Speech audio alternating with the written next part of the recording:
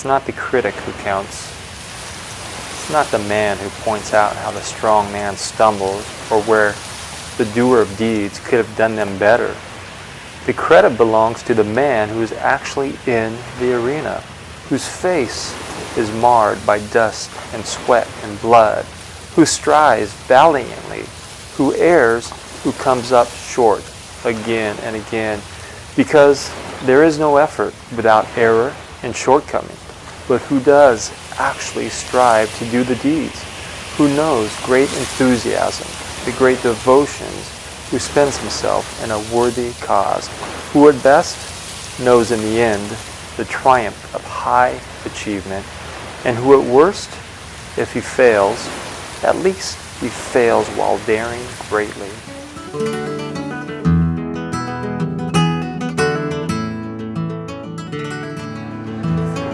This is not how I thought our journey would end.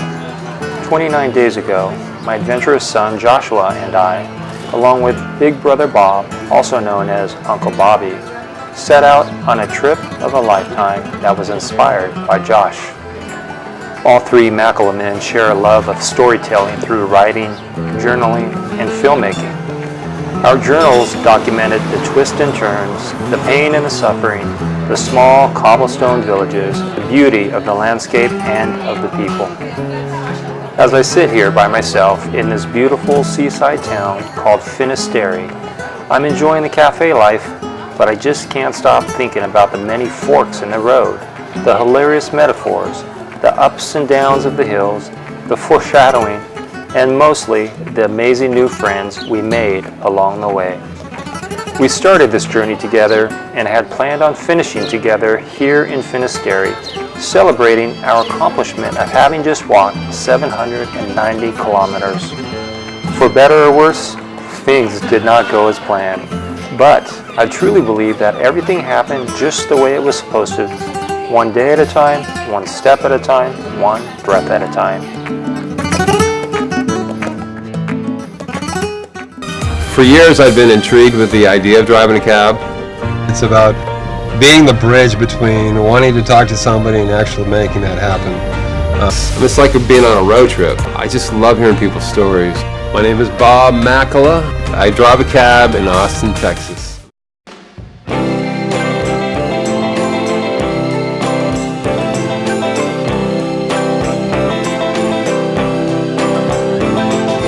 Once upon a time you dressed so fine, threw the bumps of dime in your prime.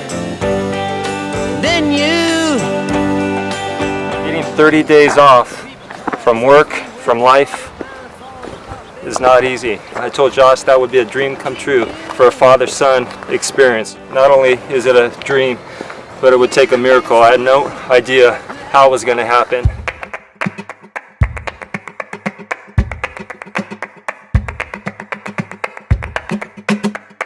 If I could go, I probably wouldn't. It's a long walk. I think it's awesome. That's cool, but that's pretty crazy. It's a lot of walking. I read that there was an area on the Camino that there was a lot of wild dogs. I don't know if you're familiar with Paulo Coelho. No. Paulo Coelho. He wrote a book. It's called Pilgrimage, Okay. and that's about the Camino. Really? He was walking the Camino. You nuts? I don't think you should go. Flying over to Spain, walking around the streets of Spain? Are you out of your mind? What's wrong with the youth of today? Have you lost your marbles, man? Stay in the United States of America. There's no place like home. I think Dorothy said that. Oh my God! Uncle Em! Uncle Em! Uncle Henry! Is that aunt or uncle? Toto! It's a twister! It's a twister! The day had finally arrived with my trusted guidebook in hand, my overweight backpack, and one last hug and kiss for my beautiful bride and my precious princess.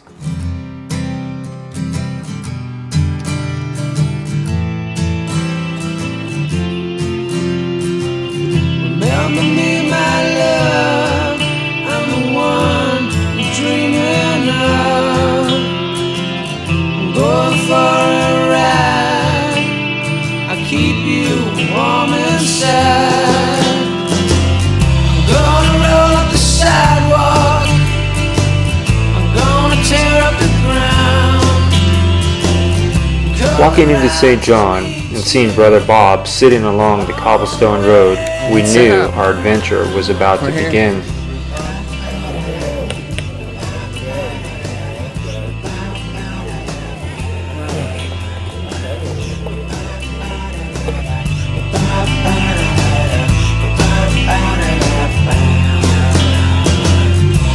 Sooner or later, get me off this track. It was such an amazing feeling knowing that we were official pilgrims with our Camino credentials in hand and our first stamp of many more to come. Got the sun on my face, sleeping rough off the road. I'll tell you all about it when I get home. Gonna roll up the sidewalk, gonna tear up the ground. So we're getting off to kind of a late start. We got delayed because we didn't plan well last night for groceries. The first stage is 16 miles, 25 kilometers, and everyone left early. We were the last to leave, and we're hoping that we'll be able to get there in time to get a bed tonight. So. We're hurting. The back hurts. We're winded. And that was our first hill. My theory of walking without poles was put to test on the very first day. First blue skies of the day. I'd heard from many people that it wasn't necessary to use walking poles, but Josh adamantly disagreed and wisely invested in a very nice set of lightweight carbon fiber custom fitted poles. Luckily, Bob had picked up a decent pair of poles that he would later sacrifice and let me use one of them. Where do we go? There's the fountain we're just at. Orson.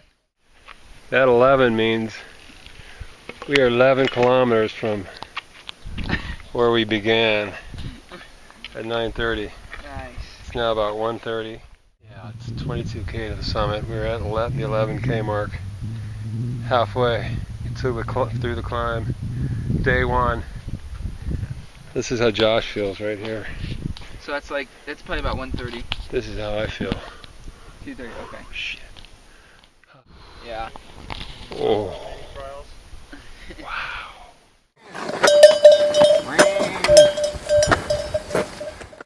He's an angry one with a horn. Wow, look at that.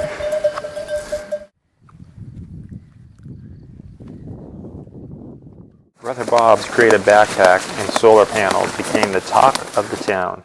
Several days later, he pitched his solar panels and downsized his pack by shipping them ahead to Santiago. Where are you from? Roma. Italiano. Yeah. Hi. American. Yeah, where we American. Yeah.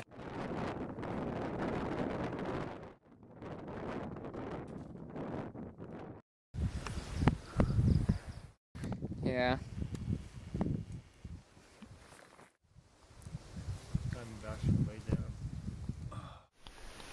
Blue skies and a beautiful valley. We're about 2 kilometers from our destination. This has been a serious physical challenge. Hopefully the biggest one of the Camino. Time to rest.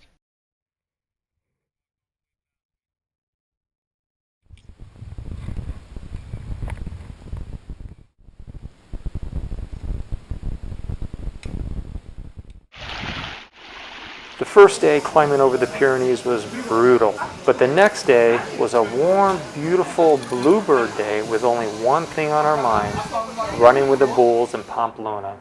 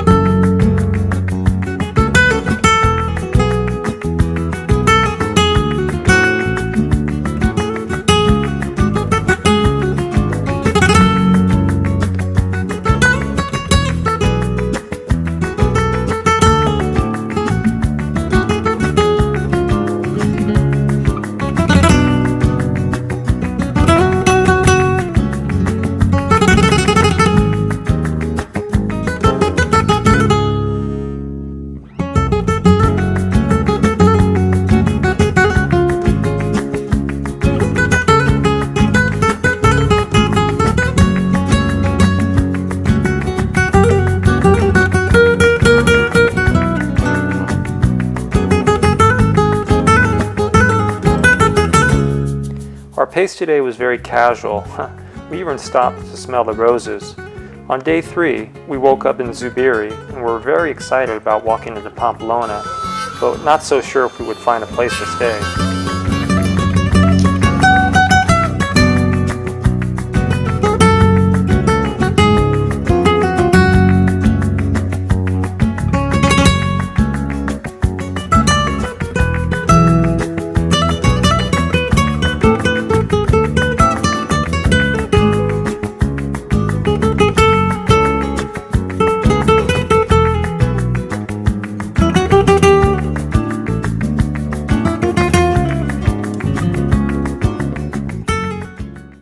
Yeah, people, like, it's a whole thing. They stay up all night and then they come drunk and do it. Because it's like, that's part of the festival. You drink at night, communion, boom, you wake up. You don't wake up, you just stay up till like 6 and then you just hang out, you know? But the thing is, like, some of the locals and some of the people, like, especially the people that come from out of town, they don't know how serious it is. Yeah. That's why the locals get pissed, because it's like, this is a tradition we've been doing, and like, A, don't abuse it, and B, you're being like sacrilegious to their religion with the bulls. Yeah. Like, no wonder they get pissed. And then, yeah, and the guy, like, you're allowed to touch the bulls, but you just don't be a donkey about it, you know? Like, I've seen so many people do this, and it's like a spiritual connection you feel with your body to the bull. You don't just go and slap it. Like, you know, obviously if someone's drunk and do that, they're gonna punch you, but if you want to touch the bull, I'm sure that they're not gonna be like, get out of here, you know? Because, like, touching the bull doesn't turn it around, like, I'm sure hitting it does, but... Because, like, that's the whole thing with the running the bull, is if you're a true, you know, like, I forget, they have a term for the runner. It's like escudero or something. But yeah, that's like, you know, that's your mission, is to touch the bull. The question of the day was, will we find a place to stay? Earlier in the day, while at Cafe Alita, we were watching the opening ceremony of the San Fermin Festival and talking on the phone with Jude, who's the brother of a fellow pilgrim we had met earlier on our first day. Turns out Jude had the only room available in the center of Pamplona and would give it to us for 150 euros. The problem was, Jude was out partying and passed us off to his apartment manager Mate, who spoke no English whatsoever. This whole time, this crescendo has been Pamplona. You know, we're thinking, wow, Hemingway, Sun Also Rises. I mean, that was on my brain 24/7 from before I left to when we got there. And when we finally got into Pamplona, it was chaos. Sangria was raining from the air. Everyone was coming up. And it was not a negative vibe, it was just different. People were coming up and super excited to see us. But it wasn't my Pamplona. It wasn't my dreamlike city that I read about in Sun Also Rises. Not in a bad way, but it was different and it took some getting used to, an adjustment. So we were looking up directions, you know, my uncle, dad, just fighting at wit's end, look to the right, guys peeing on a church, you know, it's just craziness, this is not what we were thinking Pamplona's going to be like, didn't know where we're at, and we're arguing in front of Mate's place, which we didn't know was Mate's place at the time, and I'm just sitting there in silence, my dad and uncle arguing to the right, pointing in any direction they can, and we thought this was a place. I look up, I see a girl, she opens the curtains, I said to myself, I think this is it. And then all of a sudden the door opens, and I say, guys, I think this is Mate. The rest is history from there. Mate was just this beautiful Spanish woman we met. We instantly connected with. We knew no Spanish, she knew no English. But for some reason, we were able to have this whole night. We took her out to dinner. We spent the whole night with her. She showed us how to do the bull run. She took us to the Encierro in the morning, running with us through the streets, trying to get us into the run in the morning. She was incredible. She was an angel that fell from the sky. And I don't even know what she was saying, but we communicated, whether it was through body language or just through this unspoken language. It was so beautiful. Mate was giving us the inside scoop on how to run with the bulls, and I confess, we were a little nervous, to say the least. We heard that the most dangerous part of running with the bulls is not the bulls itself, but the drunks who get in your way. The streets were already packed with drunken Spaniards ready to brave the bulls the next morning. It was only fitting that the night ended with a spectacular fireworks show.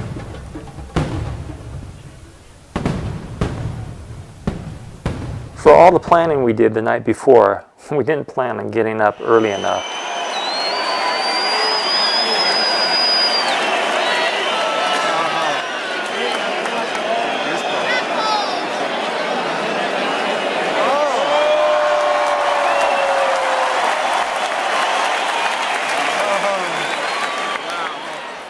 So we spent 30 minutes in the morning running through the streets of Pamplona looking for an opening in the fence to make it onto the main street where the bulls would soon be running. Just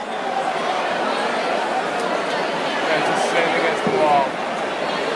You see what gets to that spot on the wall though. The first opening we saw, Mate pushed me through the hole only to be turned away by the policia.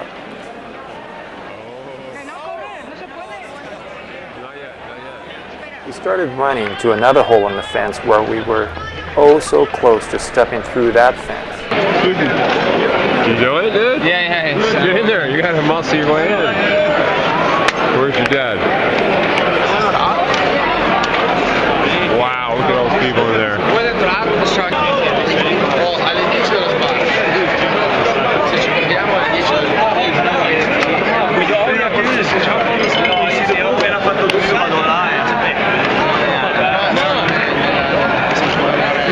Are you not doing it? I wonder if you could wait in the middle. Can you wait in the middle? I'm gonna see. Look at all of them in there, man. Oh, the police is telling me. Doing it? Do it! There he goes. There he goes. There he goes. Are you in? Come on! You gotta be a little more confident than that. Oh, they closed it. Hey, Josh, you wanna take this thing? No, I got it. They closed it. We gotta go out. There, you just got your decision made for you. The only thing left to do was to run to the arena and watch from the sidelines as the bulls ran through the streets of Pamplona. We were disappointed to say the least, but it was still an incredible experience.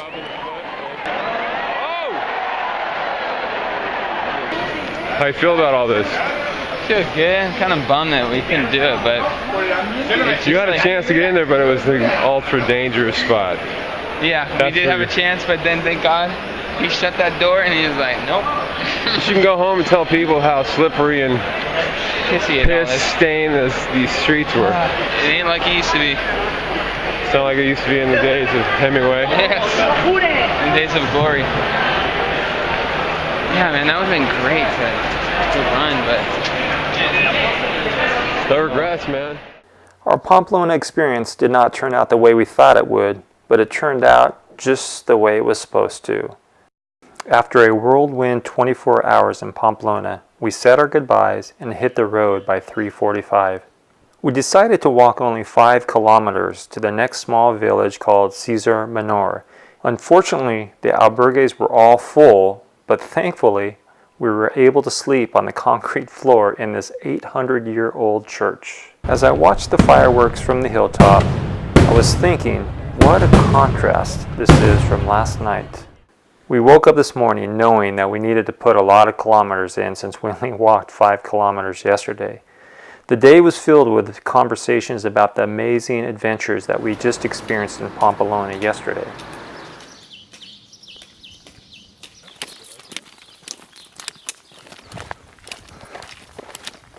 does it look cool behind us? Yes. It builds, and one day's gonna come. Yeah. While sitting atop this beautiful vista, we met a couple Irish teachers who were generous enough to give me one of their walking sticks.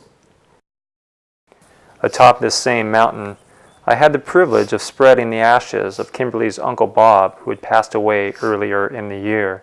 It was an emotional experience that I'll never forget. I'm planning on carrying the rest of Uncle Bob's ashes with me to Finisterre and spreading them in the ocean. The sun was blazing today, so we walked only 19 kilometers, but we did end up at this very nice albergue in Puente La Reina, where I treated all of us to a full body massage. How are you feeling, Josh? Give us your physical elements real quick. Physical elements, sunburn all over my back, Back, shoulder, sunburn. shoulder sunburn, my legs hurting, my neck's hurting, Legs hurting, neck's hurting. but, you know, Blisters? no blisters yet, but I feel them coming on. Soon. What about you, bro? Oh, emotionally, that's probably where I'm getting beat up. Definitely missing home. Yeah. I'm up for a 30K challenge because I really want to get to Finisterre. more importantly, I want to make sure we get to Santiago and not have to take a bus ride in. That would be the ride of shame. So here's the story. We are under a time crunch now. Now we suddenly have to average, the rest of the way, we have to average more miles than we've yet to put in. So we're going to try to go for 30K today. Our biggest day is what, 26, 27K? biggest day was, over the hills, over the Pyrenees, and we did it. So I think we could do it. We just need to put it in the record books for today and make it happen. So that's the story that I think is going to be told. You know, we set ticking clock. Yeah, the clock's ticking against us, and if we don't make it, then we got to, take a bus ride into Santiago. That's not going to happen. Feeling like failures. I'm going to wave goodbye to you guys as you get on the bus and walk the rest of the way myself. Yeah, Josh is the one that put this time crunch I on us. know. Jeez. I'm not even here to defend himself. Josh is the one that needs to get back. So you're right. If Josh needs to get to Santiago by the 1st, then put him on a bus. I want to finish it with you guys, but for whatever reason, for a day or two behind, you'd be okay with putting him on a bus. I'm not getting on a bus, man. I'm gonna freaking finish it after all this. Today is the turning point. Today is a defining moment in this Camino. It really is. Why? Because we haven't yet to set or reach our daily goal. Every day we Our first day we did. Well, our first day, but every day we've said, since day one we have yet to reach our goals. But not to beat ourselves up, but today's the day. That's what I'm saying. Today's that defining moment in the trip that we're going to set in stone 30K minimum every day from this day forward. Even if it means walking at night. Even if it means walking at night. I'm committed to walking 30K a day. Because otherwise we're not going to make it. Josh, we were just talking about how the option of getting on a bus to get to Santiago? No bueno. No bueno. It's not an option, right? Of course it's not an option. I'm saying though, for some reason we fall behind and it looks like that might have to be an option. I have until August 4th to get to Madrid. I have until August 2nd. So you'll finish for us.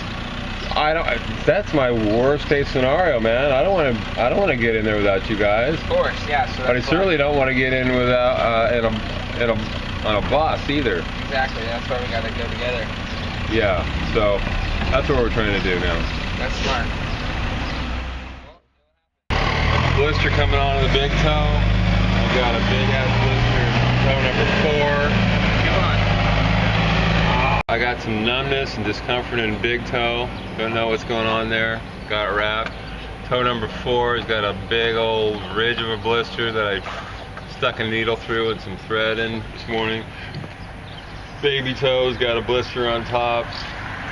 Baby toe in this foot's got a blister on top. Got a sunburn right here. Didn't properly sunscreen that up. And that's it for me physically. Gotta wonder how all that's gonna play out over the next 3 weeks. But other than that, I feel good. I like the company. And I like what we've done so far. So, and we gotta load up on carbs today. Here's my breakfast. Okay. All right, 30K. After reflecting on our conversation in front of the supermercado, the foreshadowing of things to come was pretty amazing. This was the first of many conversations about bus rides, taxi rides, blisters, and defining moments as we walked into this riverside village of Estella. We had no idea what was about to take place. My fellow pilgrims looked at my toes and shook their heads and said, "You need to see a doctor. That looks infected." So we took their advice and found an urgent care. Somebody gave us a map to the hospital. Of course, we got lost. And in the course of getting lost, we had to ask a local for directions and get the map out. And donde? And once in the urgent care, it was absolute pain and misery. Pretty funny if you want to suffer through the misery. It hurt like hell. Yeah, she's yanking bandages off, cutting things, lancing it. Oh, dude. Yeah, she's just tearing skin off right now. And I'm just doing this, white nothing, grabbing it, squirming. I'm surprised she didn't cut me after one of my kicks. I almost kicked her in the face. I was just squirming. See?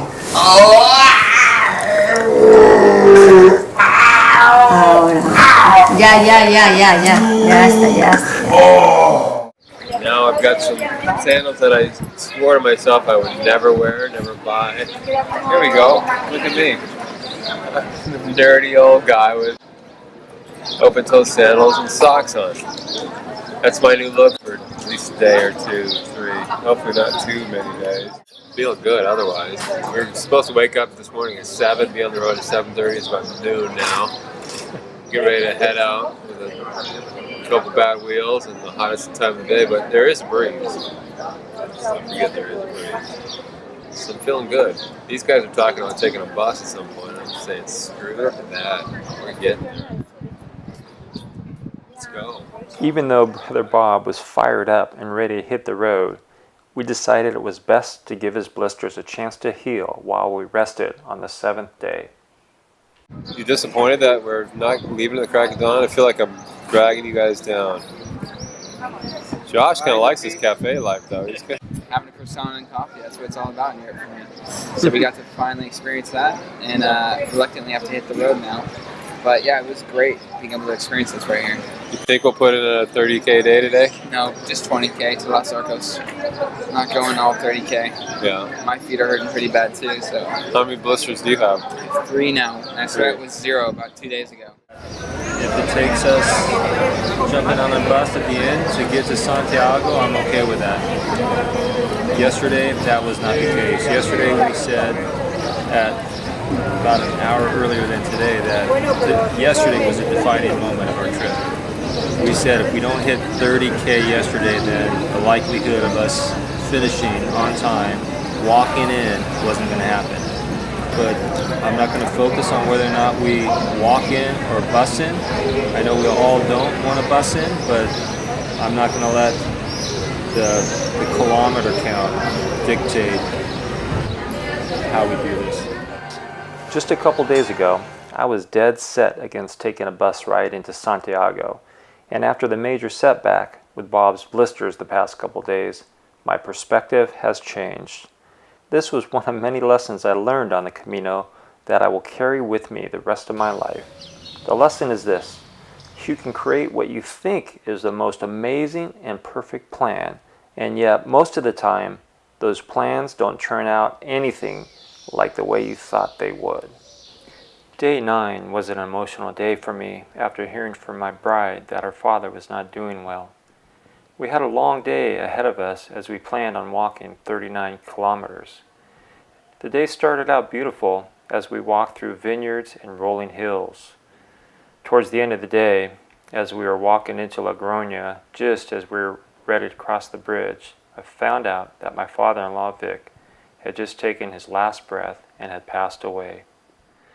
That evening, I was pretty excited when I found an Apple store to download all my media cards with all the footage we had captured up until now. When we left Logroño, we got separated from each other for the very first time. Luckily, we reconnected at lunch and enjoyed a good night's sleep in a very nice hostel. Okay, what happened this morning? My version of what happened this morning is I was hurting leaving that albergue. I was about to follow you guys down the road, and this old dude's like, this way. So I made a left where you guys made a right. 3 hours later, 13K later, sitting there in this cool little village, little bar run by a Spanish hippie. 15 minutes later, you roll into town, there you are, shocked to see me. It's beautiful. Finally, I got some distance on you guys, because you guys are smoking me on the trail there. That was the first time that we were separated. out of all the days that we've been walking, today was the first day that we actually didn't know where we were at. I saw someone way off in the distance, so I started sprinting after you, thinking it was you, and I get maybe about 100 yards and it wasn't you. So I sprinted all the way back. And you left your backpack with him? Left my backpack with Josh, thinking that I was gonna round the corner and see you there. Around the corner, you weren't there. We did not expect to see you in the very first stop ahead of us. Kicking it. When we walked up there and we saw you sitting there, that was a beautiful thing. I'm sorry I added 1 or 2 more Ks to your walk there. Right. Unfortunately, Bob had left his money belt back at the hotel, but was lucky enough to have a taxi driver deliver the belt with most of the money still there. I have a knack of losing this stuff. What happened was I went to reach into my money belt this morning when we got here after hiking 13.5 K, feeling good, got here, gonna have a little snack and reached for my money belt and realized, oh shoot, I left the money belt in the damn room. I'm feeling good about that. I just had gotten 140 euro out of the bank 2 days ago. And here it is, back in my life. Lost it and got it back. Every day we would meet someone new and run into people we had met along the way.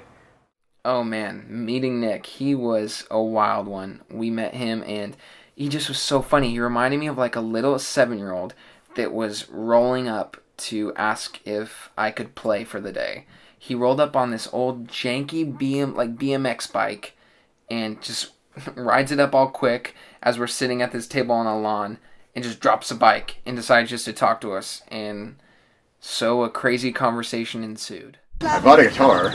You bought it when you got here? Yeah, I bought a guitar so chicks would like me. Yeah? How'd that work? They still don't like me.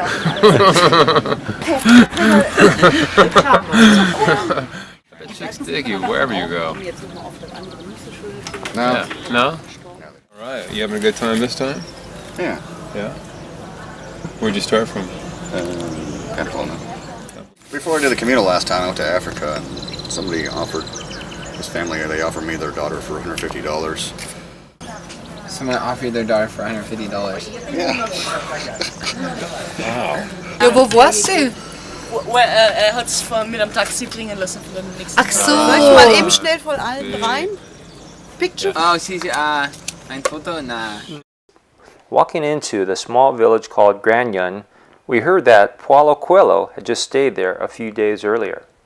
Our communal dinner conversation was intriguing as we were educated about Spanish politics from an American professor who was teaching history in Spain. Josh and Bob lightened things up a bit playing some fun games. Clint Eastwood's most famous movie, Make My Day. Dirty Harry. Yes. Tom Cruise and Dustin Hoffman. Oh, Rain Man. No way. Okay, Rick Moranis uses Honey, I Shrunk the Kids. We're feeling pretty good and looking forward to walking into Burgos in the next couple days to meet up with Josh's friend Timmy.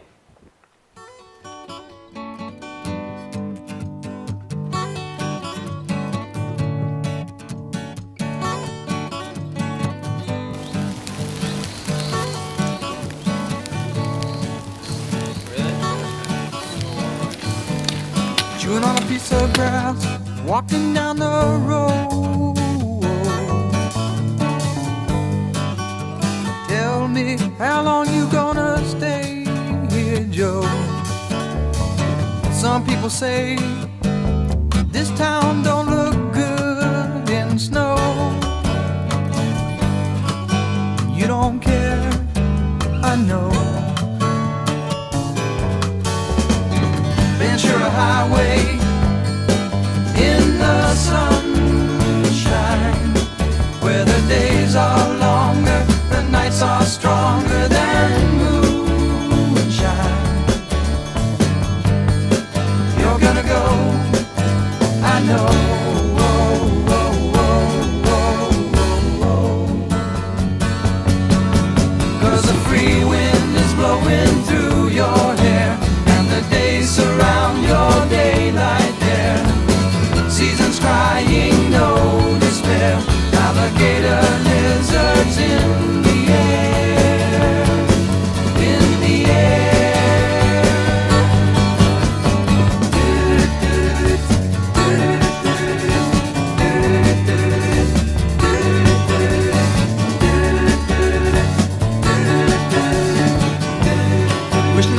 Fine Star, waiting for the early train.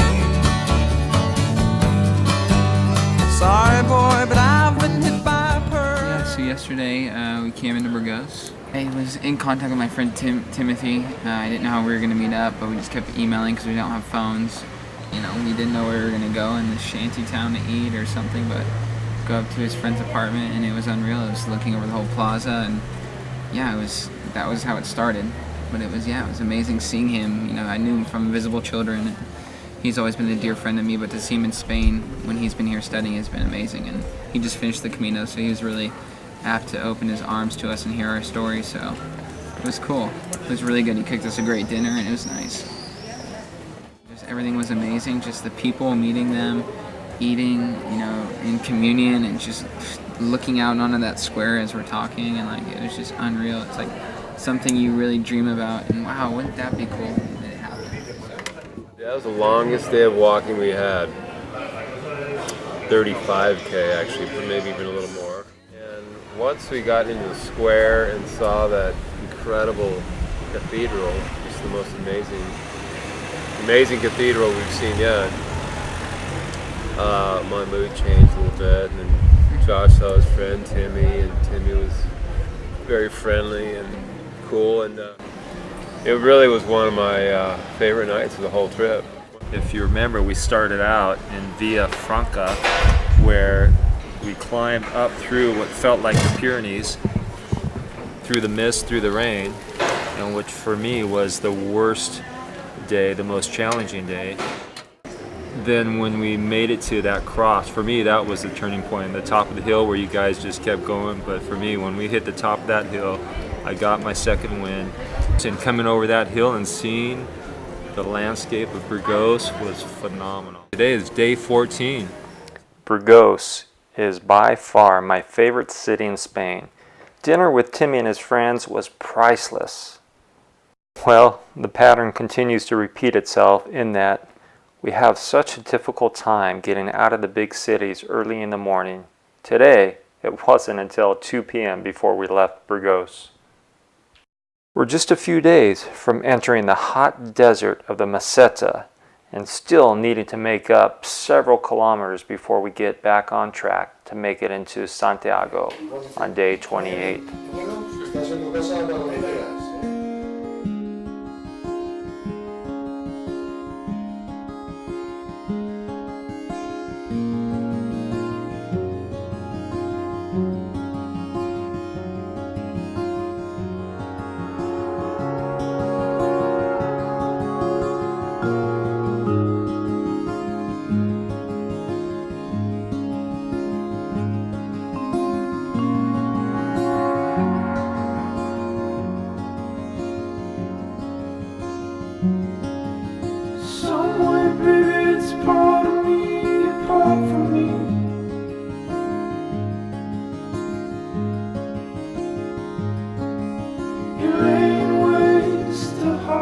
Everyone's a scientist with blisters.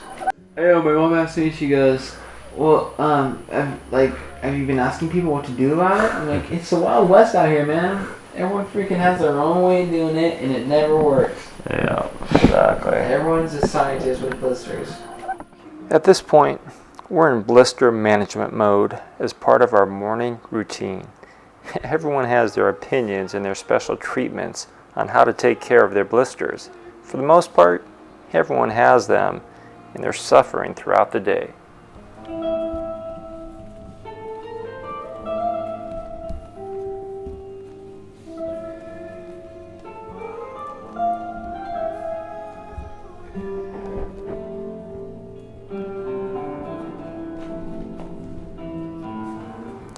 After being separated from Bob and Josh yesterday, luckily we reunited before our first long day walking through the Meseta tomorrow.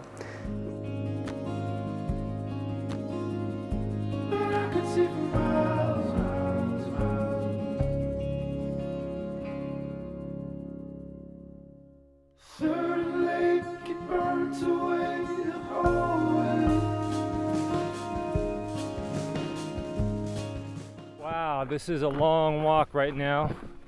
This is a long day. This is the first time that we've walked 12 kilometers without any break, any water. I feel like I've lost my mind a time or two. Yeah, I have. Losing your mind out here feels like a good thing. Feels like when you've gone so far beyond the pain, the suffering, and you realize that you can endure so much mental fatigue, physical fatigue, and yet at the same time continue to walk. I mean, look at this country. It's just beautiful. We've crossed the halfway point, and boy, we're still not sure if we're going to make it up by our deadline. The deadline that was imposed upon us by Senor Joshua. Bob doesn't have to finish until actually the 4th of August. My flight's not till August 3rd, and Josh has to fly out on August 1st. So therefore, we've got a deadline, and it's really forced us to step up quite a bit this second half. The first week it was all about having fun. You know, there were a couple days where we've only walked 5K. There was one day that we didn't walk at all because of Bob's blisters. Oh, I feel like today I've gone mad a bit, lost my mind somewhat. Oh, because you're just out here in the middle of nowhere. I mean, look at this. The middle of nowhere. And I'm pretty excited about the footage that we've captured. The climatic turn of events is, are we going to be able to finish walking in to Santiago by foot, or are we going to have to jump on the bus? Bob says he's not jumping on the bus. I need to get to Finisterre to jump in the ocean at the end of this amazing journey. This has been nothing like what I thought it would be. It's very humbling. There's a lot of conflict with yourself, conflict with the road, just inner turmoil of, can I take another step? Can I continue to move on? But you've got no other choice. Well, I guess you do have a choice. You can get on a bus and go home, but that's not an option. So you got to get up each day, throw your pack on, know you're going to endure pain, and know this guy right here, buenos dias. He's not one of the friendliest, but the people in Spain are amazing. They are so friendly. I mean, from young to old. Oh man, another highlight or another learning experience is you gotta know your Spanish. No habla español is no bueno. So I need to get back and practice my Spanish. Day 17, and we're feeling the pain, but we're not the only one. A lot of people are feeling the pain. The blisters are definitely coming on, and they've been there for Bob since day one, more or less. Josh was blister free for the first 4 or 5 days. I was blister free up until a couple days ago. Hola, habla inglés? So, where are you from? Brazil. Brazil? Sí. How you doing? Salvador. Salvador? Salvador. Sí. How are your feet? It's good. It's good? It's good. No blisters? No. Oh, wow. First time for Camino? Sí. Sí. ¿Por qué? ¿Por qué the Camino de Santiago? Ganho espiritual, por esporte, tudo. É a segunda vez que eu faço o caminho. Sim. Sim. 2010. Sim. E agora. Quantos dias para Santiago? Sim. 23, 24. Sim. I go as Finisterre. You go a Finisterre? Yeah. Sí. Y tú? Sí. Sí. ¿Cómo se llama? Tom. Tom. Yeah. Tomás. Sí. No, Tom. Tom. Tom. T-O-M. Yeah. Mi nombre es David. David. Yeah, sí. ¿Cómo? Hey, David. Hey. King. Okay, adios, buen Okay, camino, ¿sí? buen camino. Okay, adios. Okay, so that was Tom from Brazil, and you just meet people on the road like that. Bikers. Josh doesn't like the bikers. Oh. Hola. Buen camino. Another biker. We probably got another 4 or 5K. Oh, feeling good. Feeling good. Oh. How you doing? Fine, thanks. Yeah. Where are you from? Denmark. Denmark. I hear Denmark is a beautiful country. It is. Is it? Yeah. First time on the Camino? First time, yeah. Yeah. How are you liking it? For today, not too well, honestly, but yeah, it's been good. Yeah. It's been good stages. There's been not so good stages. Have you been getting any blisters? Not feeling any, at least. I've bursted some walking, but I didn't notice until they were dry and well again. It's weird getting blisters like 15 days in, isn't it? Yeah, you'd think that if you made it 15 days, you're okay, right? Yeah, but no. We have to average 30 to 35K a day. Wow. I don't know if we're gonna make ambitious. it. I don't know if we're gonna make it. And I don't want to take a bus ride into Santiago. Nah. What's your name? My name's Christian. Christian. Okay, Christian, buen camino. Yeah, buen camino, good luck with it. Thanks. So there you go, another pilgrim on the way to Santiago. This road just keeps on going. The road just keeps on going and it's not stopping. So we hope to make it, I don't know, in the next 10-15 minutes because I'm out of water. First time I've been out of water in 17 days because of this long stretch. So, all right, here we go.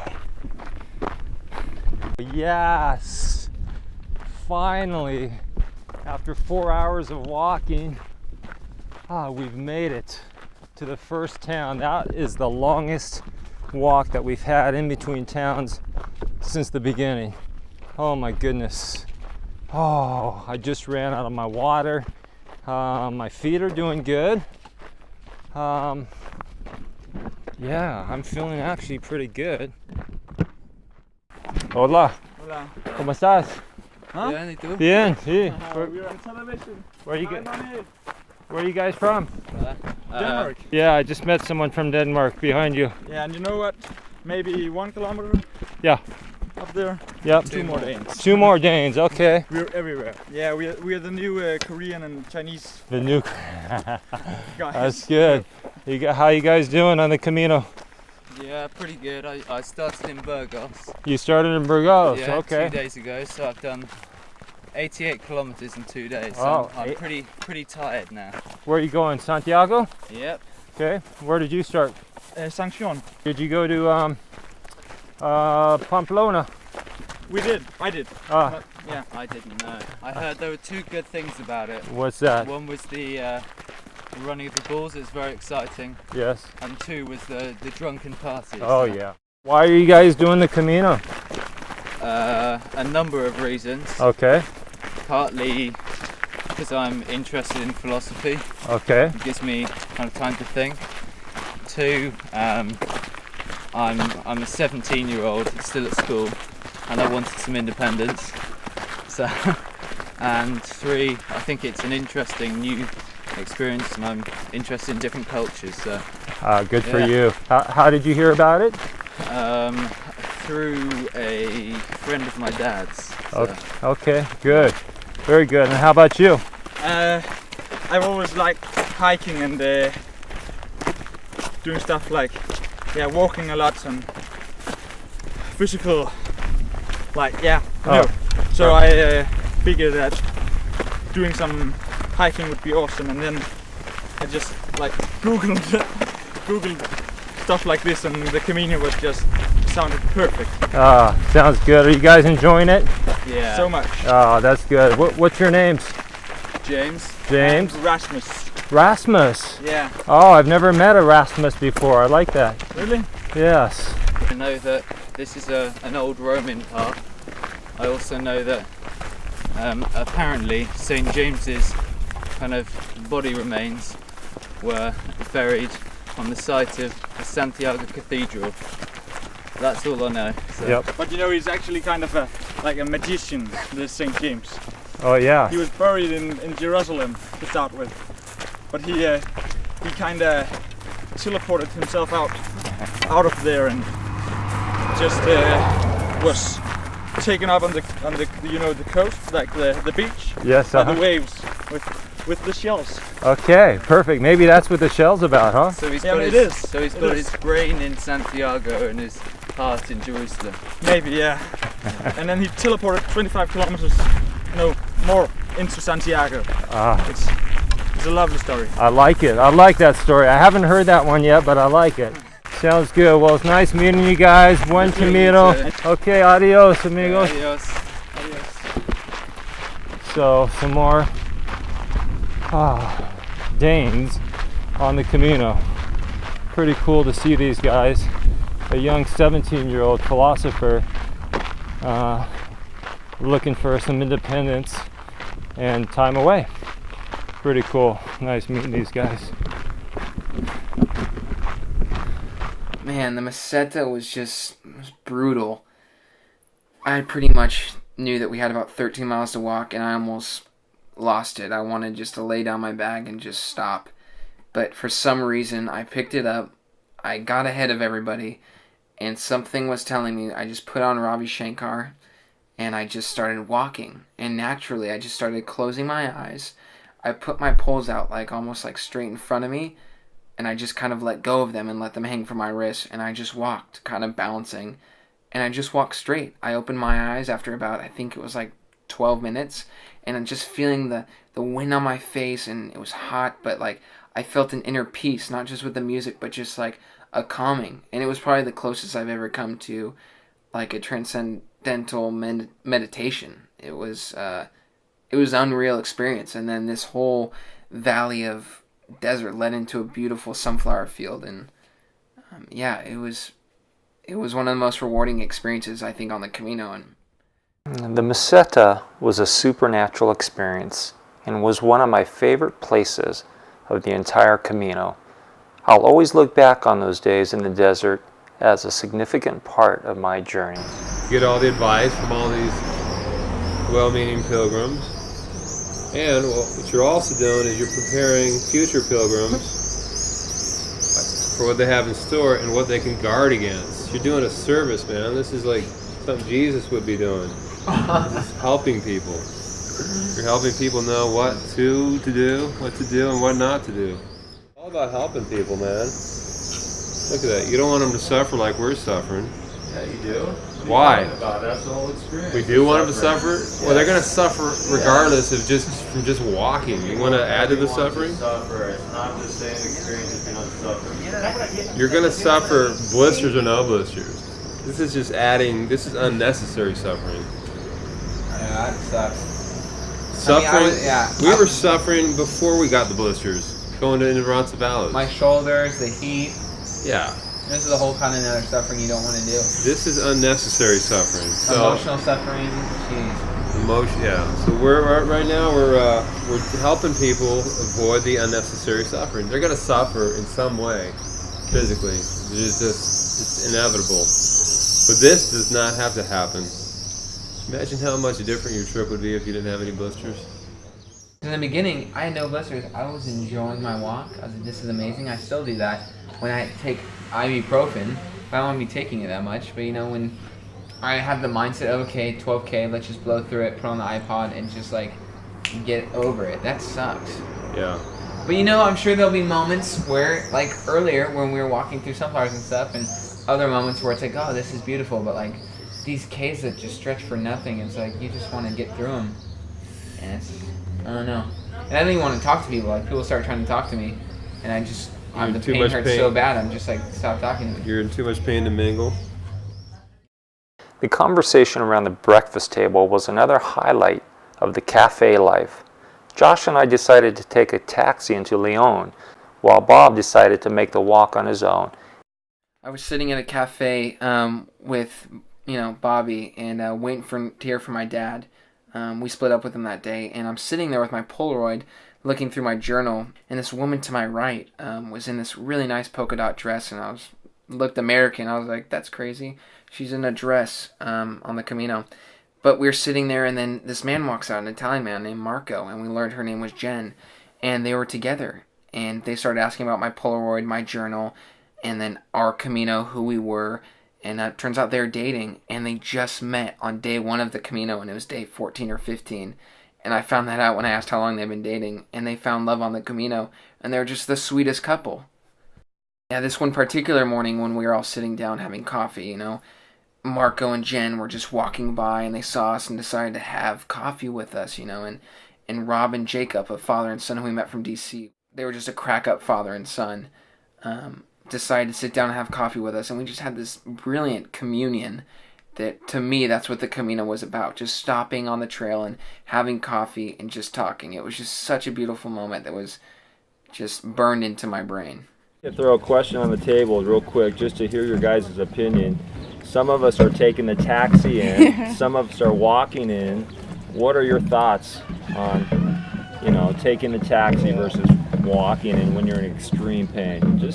My thoughts when I started today, I was damned determined to walk it, but my body was sore and Jacob's body was sore, and I read the section in the book about how monotonous it is on the road and dangerous, and then I reflected on a person I met that did the Camino a couple of years ago, and I talked about it, and we were talking about the movie, and in the movie The Way, the guy dies up in the Pyrenees, going over the Pyrenees, and this woman made the observation about the movie being real. She said that if you really wanted to make the movie real, he'd die getting run over into Lyon. That was the most dangerous part of the Camino for her, Really? going into Lyon. And so as I was thinking this through this morning, that conversation was going through my head and helped make my decision. Okay, so what's your decision? We're going to probably take the cab. You taking a cab? Yeah. Oh, I'm good partial night. to not being run over by something. No. Good for you. All right. Well, I think that there are more poetic way to avoid walking. Oh yeah. Oh. What's it called? I taught you Hitchhiking. that. I taught you that word like 3 times. Okay, tell me the fourth. Hitchhiking. Okay, Yeah. hitchhiking. Hiking. So you're going old school. You're going with the thumb out. Or you just ask to the one that big truck that they carry the corn, and you can jump in and then. you're gonna remember these conversations, go. It's like These a guys seed. were right. I thought they were it's gonna be insane. burned into my mind. I hope so. Just like as a scarring memory, I'm gonna have therapy for this for years. No, the scarring memory is you rolling out of your bunk bed and landing on your back. and your No, dad the jumping scarring in. memory was my dad jumping on top of me afterwards. Right, exactly. Well, hey, it could have been a lot worse. He rolled out of his bunk bed and I fell right onto a concrete floor. Right afterwards, my dad woke up in like a fit of rage. He jumped on top of me, used his like elbow and dug right into. What? Why? Because he thought someone was attacking him or something, so he just wanted to jump on top of him and protect him. Like Papa Bear. Mhm. Yeah. Papa Bear was saving Papa baby Bear. Bear. Yeah. I didn't know that part. And then he stepped in a nail, had to go to the hospital in an albergue, right? On the stairway. Yeah, there was a stairway. They tell you to take off your shoes right as you're into the albergue, and then up the stairs they have these exposed nails. Okay. And We've got nails. right as I go right into my. Oh, okay, that's not funny. No longer funny. Yeah. Wow, this is our grand exit. I guess he called the taxi for us. Wow. Dang.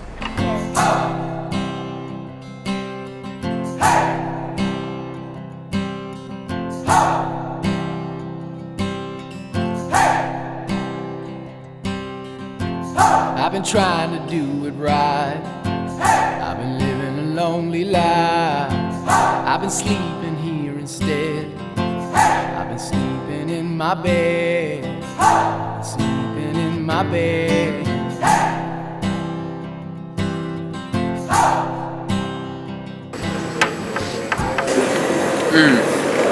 Fantastic. favorite dessert so far? We rested and were feeling good as we picked up the pace in preparation for one of the most difficult stages of the Camino. I can write a song. I belong with you, you belong with me. Out in the middle of nowhere, we came upon this fruit stand where we met the owner, David, who looked like a GQ model. He has an amazing story about selling everything he had to give back to the pilgrims on the Camino. I don't think you're right for him. Think of what it might have been. Took a bus to Chinatown. I'd be standing on Canal and Bowery. She'd be standing next to me. I belong with you, you belong with me. You're my sweetheart. I belong with you, you belong with me. You're my sweetheart. Love, we need it now. Let's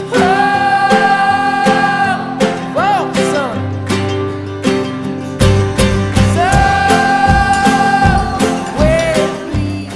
Tonight's Camino dinner was my favorite of the Camino. I sat next to my new French friend Daniel, who began his Camino in Monaco. Daniel and I connected as if we were long-lost friends. We ran into each other one last time before saying goodbye. The communal dinner at this very cool albergue was the best yet, but the food left a pit in our stomach the next day. After breakfast, Josh and I couldn't walk, so we decided to rest while Bob continued on down the road. We slept for a couple hours at the cafe, and when we woke up, things just got worse, and Josh could not even walk. We were in between towns in a very small village that had very few people. But I came across a young Spaniard and asked him for help. He was kind enough to give us a ride in his car to the next town. His name was Aaron, and he dropped us off at a small village with an albergue where Josh passed out for the next 24 hours. This was the worst day of the Camino and the turning point for the rest of our journey. It's Thursday night, about 8:30, and I am sitting on the Camino path waiting for Brother Bob to show up. Josh not feeling well at all. He's been sleeping all day. He slept here on this grass when we pulled up earlier. The Camino just continues to give back, and for me it was a pretty emotional moment. I lost control. What happened was I walked into this albergue and I was asking if we could sleep there tonight and stay there while my son, who was sick, gets some rest. And this young, probably 25, 30-year-old guy walks out calmly and said, if you need a ride, I can give you a ride to wherever you're going. When I heard that, I don't know what came over me, but I lost it. I just started crying and weeping. And so Aaron, this young albergue owner who's walked the Camino 10 times, he said he would be willing to take us. Got dropped off right here at this albergue. Worst case scenario is we hop in another taxi or get a ride, hitch a ride, and continue on. Of course, we don't want to do that. On top of all of that, today we saw in the news, for the first time in Spain's history, one of their commuter trains flew off the rail and 77 people were killed. A special service has been held at Santiago de Compostela Cathedral in northwestern Spain for the victims of the train crash near the city. Pilgrims and locals packed into the centuries-old cathedral to mourn on the day they would normally celebrate the festival of St. James. All festivities have been cancelled. Let's hope for the best for tomorrow. Let's hope that tomorrow, when we wake up, Josh will be feeling better. It'll be a new day, a very new day. It's beautiful up here as we enter into the mountain region of Galicia. It's definitely cooler, and just hoping that Josh is going to be feeling better and we'll be able to get back on the road. We woke up the next morning and Josh was still not feeling well.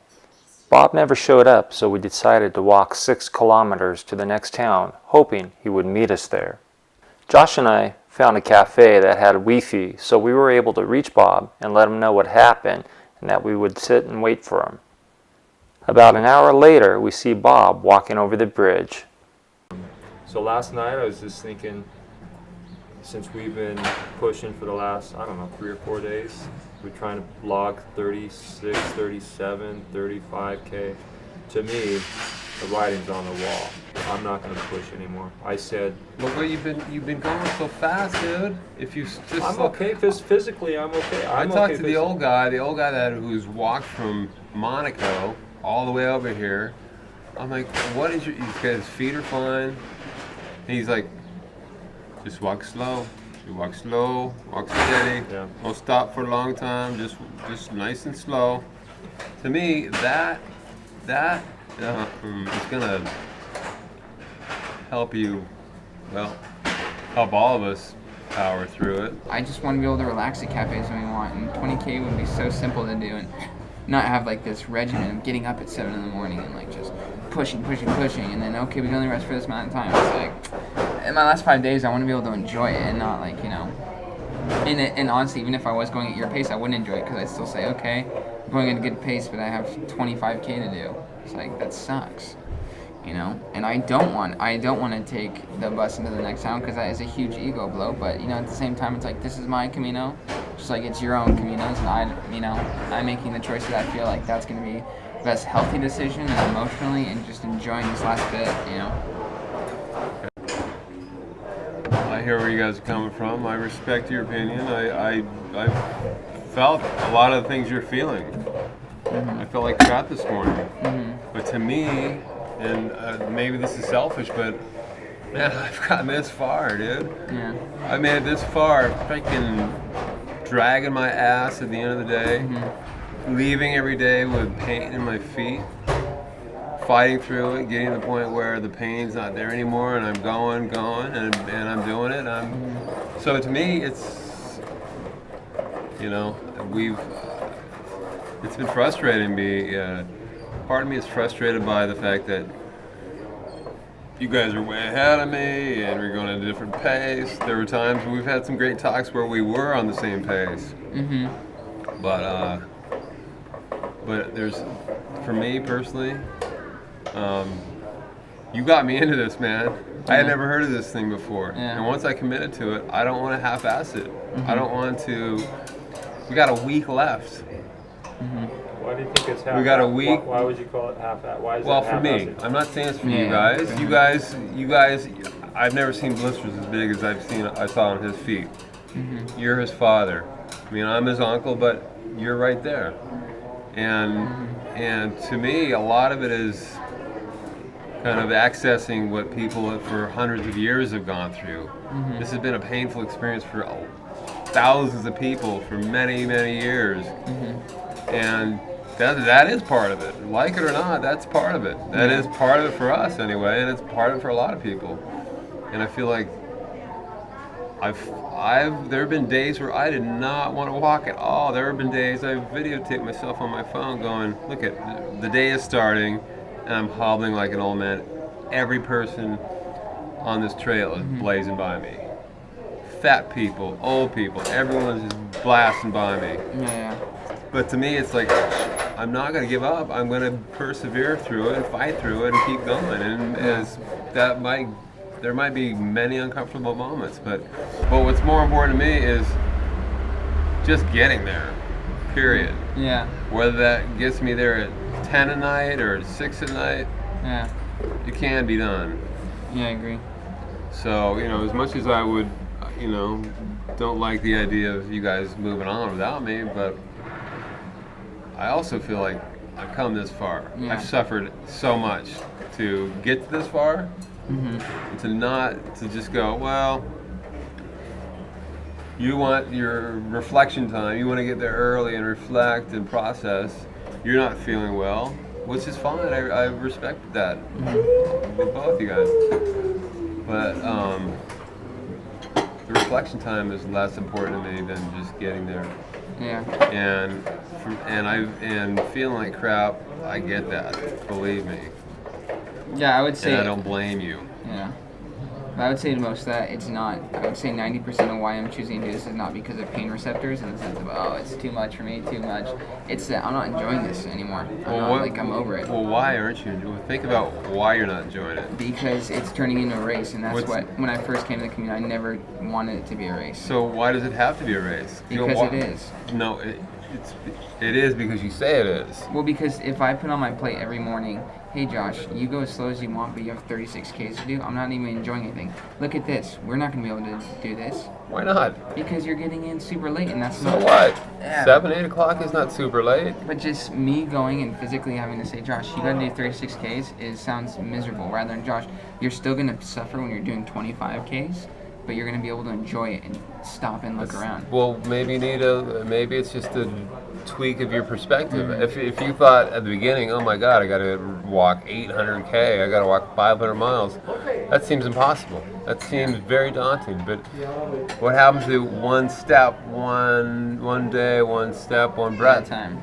You're thinking 36K and you're not having a good time because the 36K is hovering over your brain instead of let me just walk for 10 minutes. Let me walk for a half hour and see how I feel. Well, because I've been doing that for like 2 weeks, and it's like every day is 36K. It's not like a change, and that's what No, it's not true. It's been 36. We've had 31. But we're gonna have to be doing 36. What I'm saying.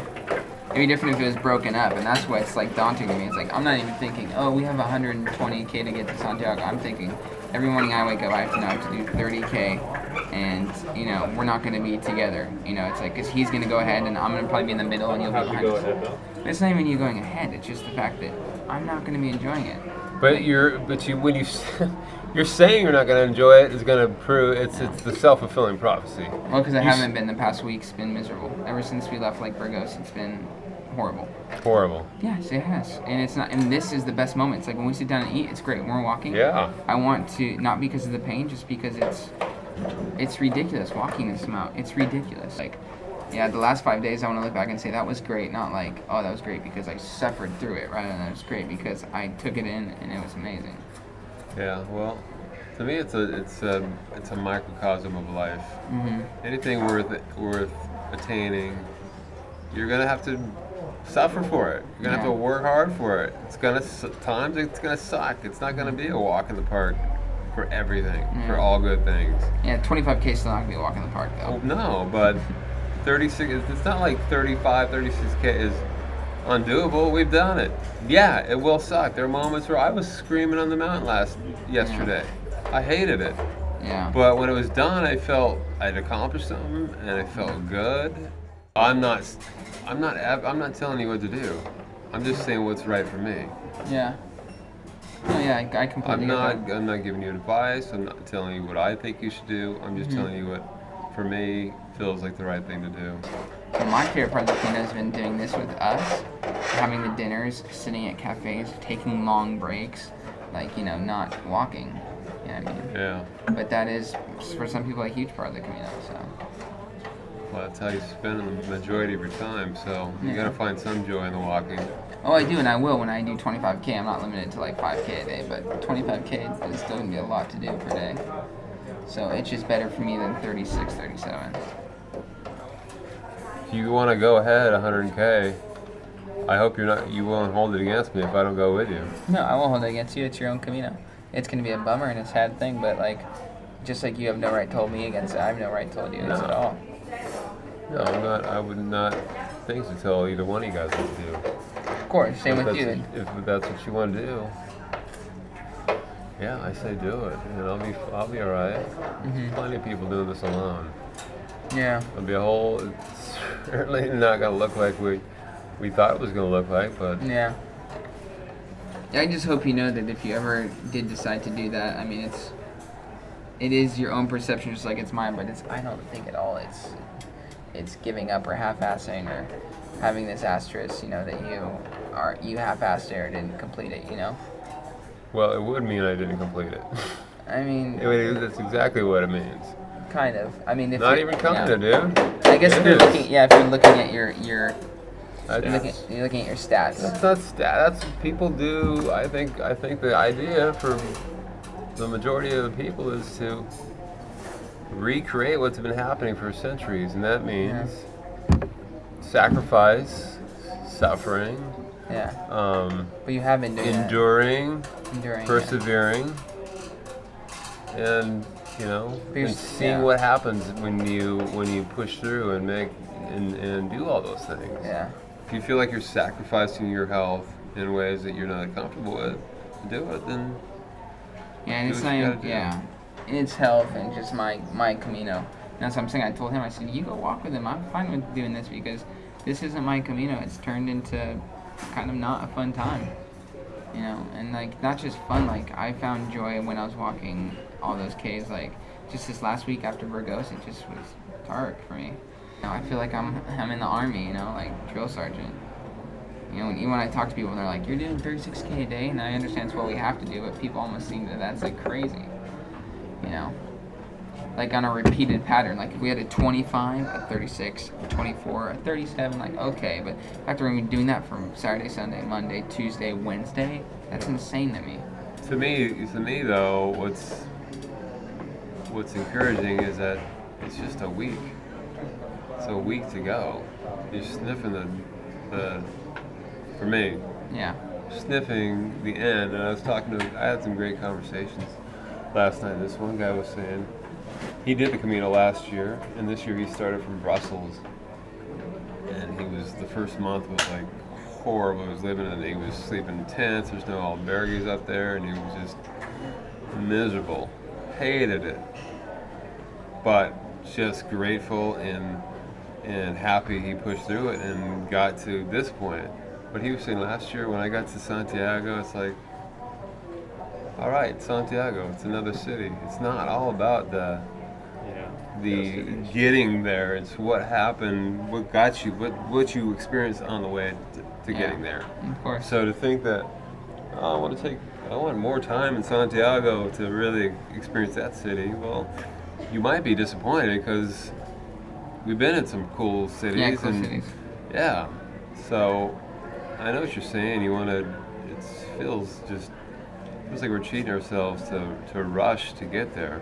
Yeah, and that's a good point, and I would say the same thing. Yeah, Santiago shouldn't be this like focal point. Oh, like you're right. It's not about getting to Santiago.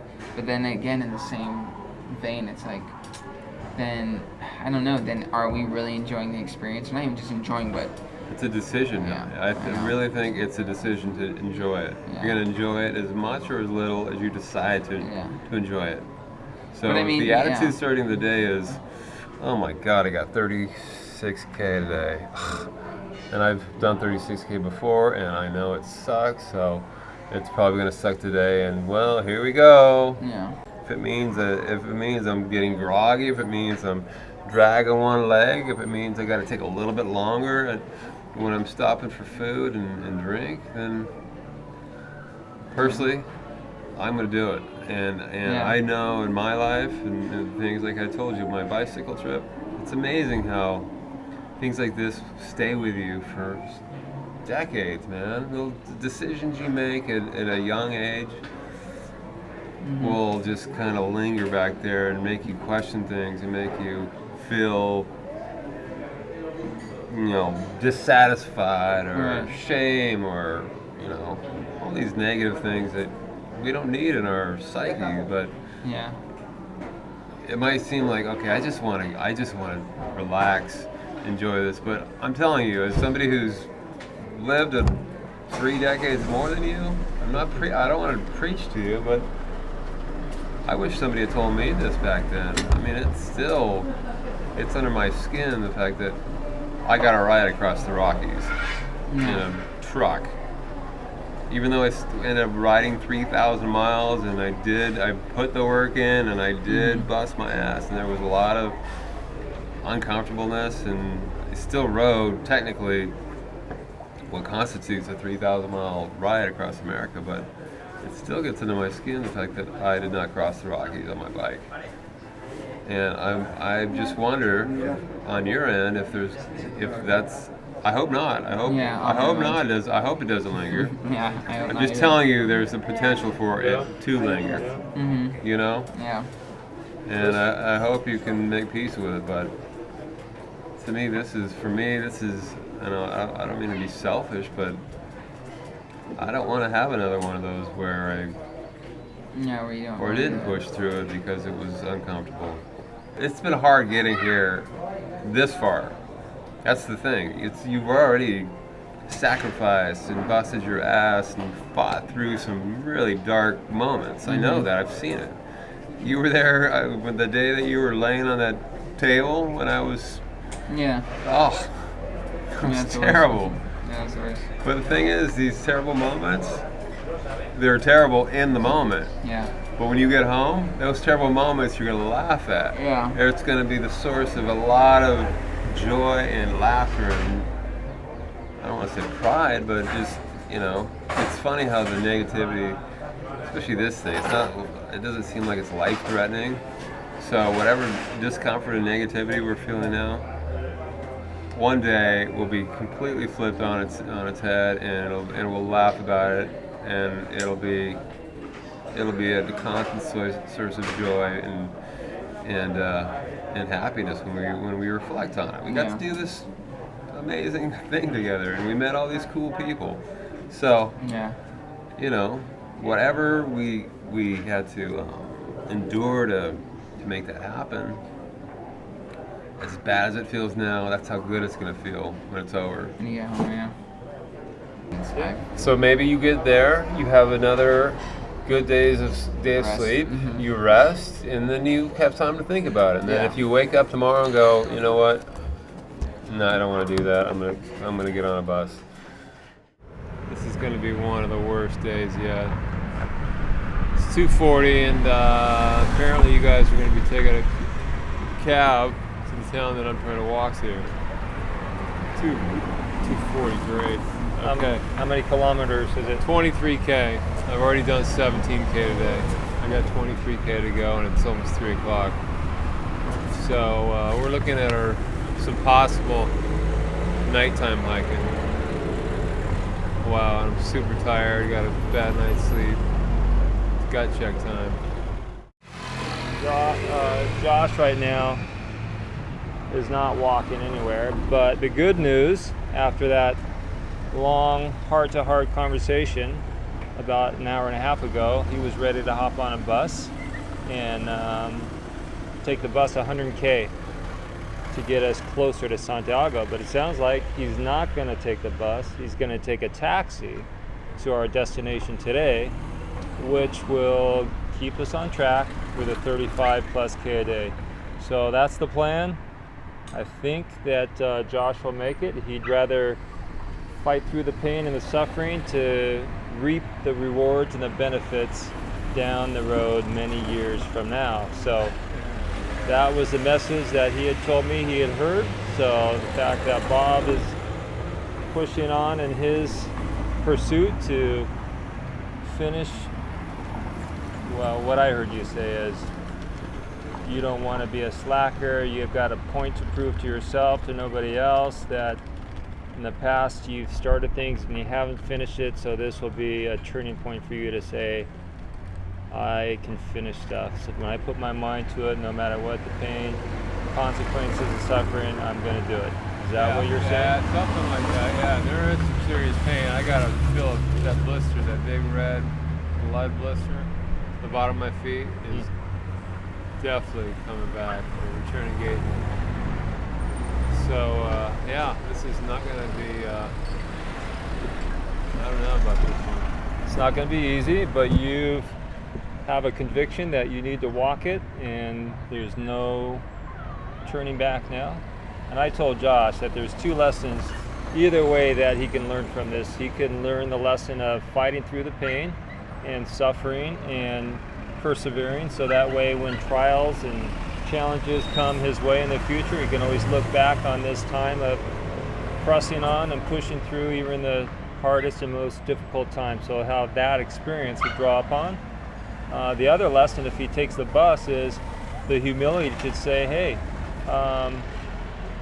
I've sought wisdom, and the wisdom has told me that I need to take a bus. So I think either way there's good lessons to be learned, but Josh felt like he would probably regret not walking these 100 Ks versus taking a bus.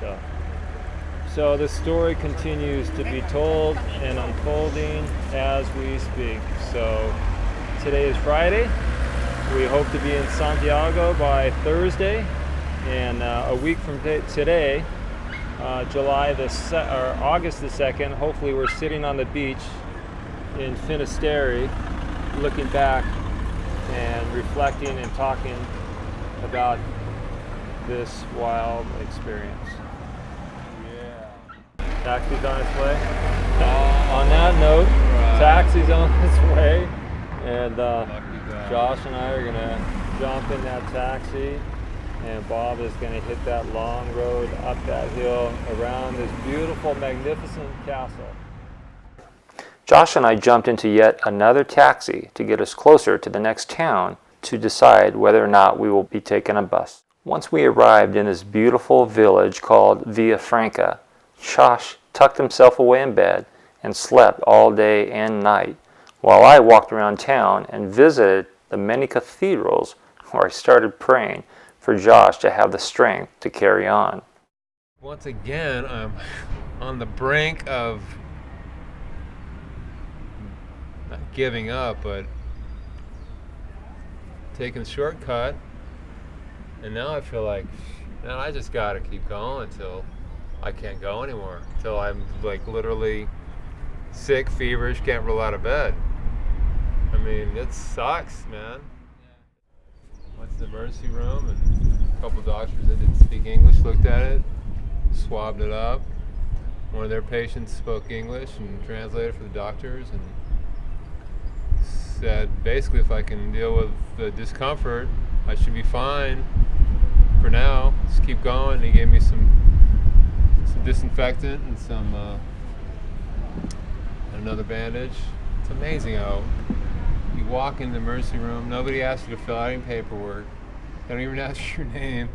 You just go in there, just show them what's wrong, they fix it, you're gone. In, out, no red tape, no bureaucracy, just get it done. It's incredible. So then I just slowly walked back across town to the albergue I slept at last night, and had decided to try to put my shoes on, popped another blister, put a couple Compeeds on, decided to see how it felt when I put the shoes on, and the shoe didn't hurt so bad on my left foot. So started walking, and I feel so much better. It's amazing. Nice. You feel bad, it's like a lesson I still have not embraced and accepted, that as bad as you feel in the morning, if you just get out of bed and take the steps to push forward, you feel better. You will feel better. And there's a good chance that at the end of the day you might feel like shit. But maybe you won't. But if you do, go to bed, try to get a good night's sleep and deal with the morning, and remember in the morning that yesterday I felt like shit too in the morning, and I pushed through it, and at some point there was a time in the day where I felt good. So right now, like I said, I was ready. I was going, okay. I was even looking in the book saying, well, if we take a bus here, then that means we can do 25K for 4 days. Trust me, man, I've had visions of finishing this thing with you guys and rolling into town and getting our I think if we get a bus 100K down the road, are they even giving you a Compostela? If you walk in from 100 kilometers, then yes. You got to be 100 kilometers out. So here's the man in the arena that showed up on my text this morning from Kimberly, something that I've been thinking about for the last couple days. It's Teddy Roosevelt, in the speech that he gave, said, "It's not the critic who counts, not the man who points out how the strong man stumbles or where the doer of deeds could have done better. The credit belongs to the man who is actually in the arena, whose face is marred by dust and sweat and blood, who strives valiantly, who errs and comes up short again and again, because there is no effort without error or shortcoming, but who knows the great enthusiasms, the great devotions, who spends himself for a worthy cause, who at the best knows, in the end, the triumph of high achievement, and who at the worst, if he fails, at least he fails while daring greatly, so that his place shall never be with those cold and timid souls who never knew victory nor defeat. Yes. So you can interpret that in a couple different ways, right? I mean, we're in the arena. We're stumbling. There are going to be people who say and point out our stumbles, but really the credit belongs to us, who our face is marred by dust and sweat and blood. We're striving again and again. We're coming up short. Every day we're coming up short. And in the end, it's not the triumph of the high achievement of getting to the end that matters. What matters is that we tried, and that whether we get to the end or not, that's not the victorious lap that we need to run around. It's the fact that we tried. Yeah. And be okay with trying and being okay with failing. And to me, it's not even failing. To me, it's, it just looks different than what we thought it was going to look like. And that's where today, 20 minutes, this shop that sells the bus ticket is going to close. And there's a bus at 4 o'clock that takes us to Lugo, and then Lugo to Salia, which is 100K out. And to walk to Salia, we need to be there by Sunday, which is about 70K out. To get there by tomorrow in order to finish by Thursday, it's not going to happen. We can't walk 70K by tomorrow. So we have to make a decision, another one here, where either you're going to continue to walk on and we're not going to finish together, you have a couple extra days, or Josh and I hop on the bus at 4 o'clock and get to Salia tonight, and then start walking from Salia and get there by Wednesday or Thursday without you. I think one of us, at least one of us, will have done the whole thing. Yeah. We all wanted to do it, but I can be the guy that, I loved hanging out with you guys. It's been awesome, and ideally I would have spent every night and every day doing it, but things change, man. We gotta adjust on the fly, and I hope you guys wouldn't be bummed or resentful if I decided to just keep walking. No, it's your coming out. Like we talked about last night, it's like, I don't think it is about getting to Santiago, and since you have the luxury of having a couple days, if I had the luxury of taking an extra couple days, I would do it. But we don't, I have a flight on Thursday, and that's my own fault for booking that, so so that's where I have to sit with that. But if you had a couple extra days, then I would stay with that then. Oh.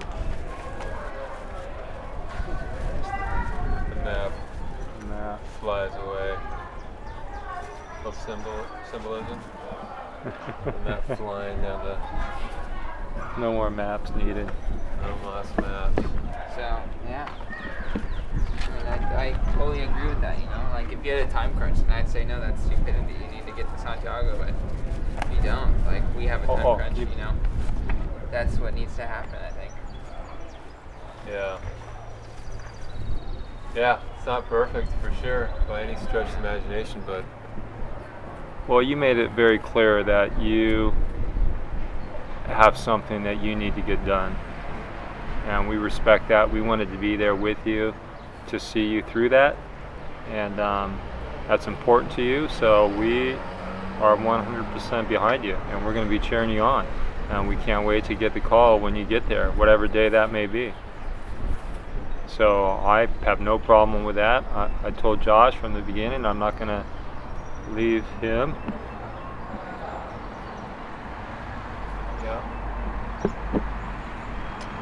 Good. Well, All right then. So you have, what, 6 more days then, or gonna go with the flow? Because I think... Man, believe me, man, this morning, I was resigned to the fact that, oh well, screw it, shit, I'll just get on the bus with these guys and be okay with it. But there was definitely something inside, and I still may do that, man. I still may, this new blister may get nasty and I can't walk, but there was definitely, once I made the decision to get on the bus with you guys today, it bummed me out. Part of me did not feel good about that. Yeah, well, then there's a reason why you got better then. Yeah, maybe. Yeah, seriously. So, great. Awesome. Well, I guess I'll do all my videoing on my phone now. And, great, we're saying goodbye in this city. Is that what's happening? We are. I've got 10 minutes right now. I'm going to go buy the bus ticket. So let me do that, and then we can say our fond farewell sitting in this cathedral here. Maybe I'll be there by the time you're still in Madrid. I don't know. I'm not going to... I'll do what I can every day, and maybe you'll... Maybe I'll see you. I mean, yeah, maybe I'll see you in Santiago. Yeah, I don't leave Santiago. Our decision was made. Josh and I made the decision to take the bus that was leaving in just 1 hour. We've come all this way together, and it's a sad moment not being able to finish together. Back to Western civilization. Okay. Adios. All right, guys. Dude, seriously? Thanks for making it happen, man. I had a good time. I really enjoyed our 3 weeks together. It was amazing. You too, my friend. All right, bro. All right. Love you, man. Love you too. Proud of you. Seriously. Proud of you guys. We are. Seriously, man. Be strong. Stay strong. Let's keep it going. You too. Keep those reports coming. Yes, you keep the reports coming too. I gotta get back on that train, but yeah, I will. I will try. Maybe I'll catch you guys. That'd be awesome. You probably will. That would be awesome. Right. That would be good. Okay. I'll see ya. See ya.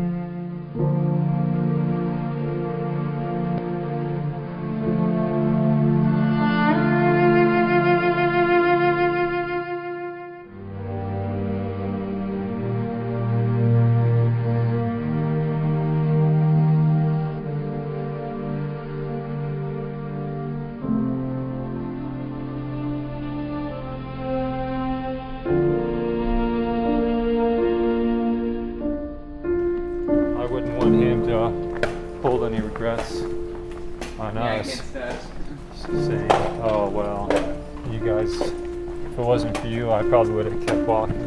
Exactly.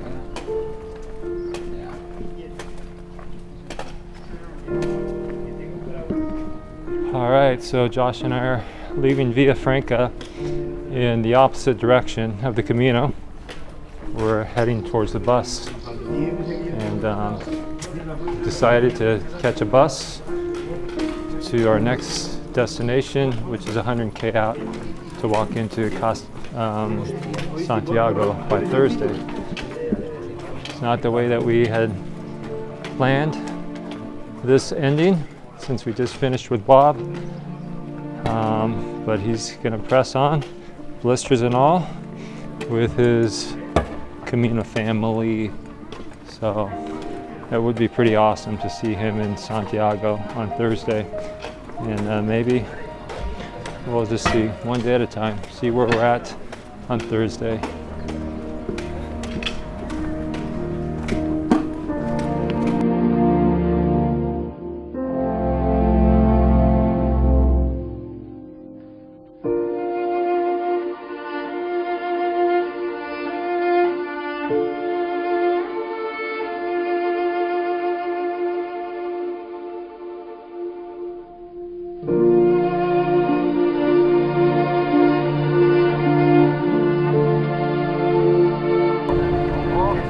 excited after Bob gave his pep talk, which was a very inspiring and motivating pep talk, that let's try and push on. So we tried pushing on. So to me, it's the wise thing to do, but at the same time, like I was telling you, there's a sadness about not walking, especially over these beautiful mountains here. Tomorrow when we put our backpacks on, we need to just, you know, leave everything behind. That we've, at least this part, the bus and the sickness, and thank God for giving us the strength to carry on. The bus ride to Sarria was bittersweet. As I look out the window, I'm sad that I won't be able to experience walking through this beautiful mountainside region of Galicia. But I wouldn't have it any other way. I started this journey with Joshua, and I plan on finishing this journey with Josh. I'm proud of my son for persevering through the mental, physical, and emotional pain. This is a new chapter of our Camino, and I'm excited to have this time with my son. But man, we got 4.5 days left, and we're on the road again for a full day's hike of 22K, which has been kind of like a half-day hike for the last week or so. Yeah, 2 weeks. So it feels good. Feels good knowing that we got a light day ahead of us, and you can see the pilgrims have now changed.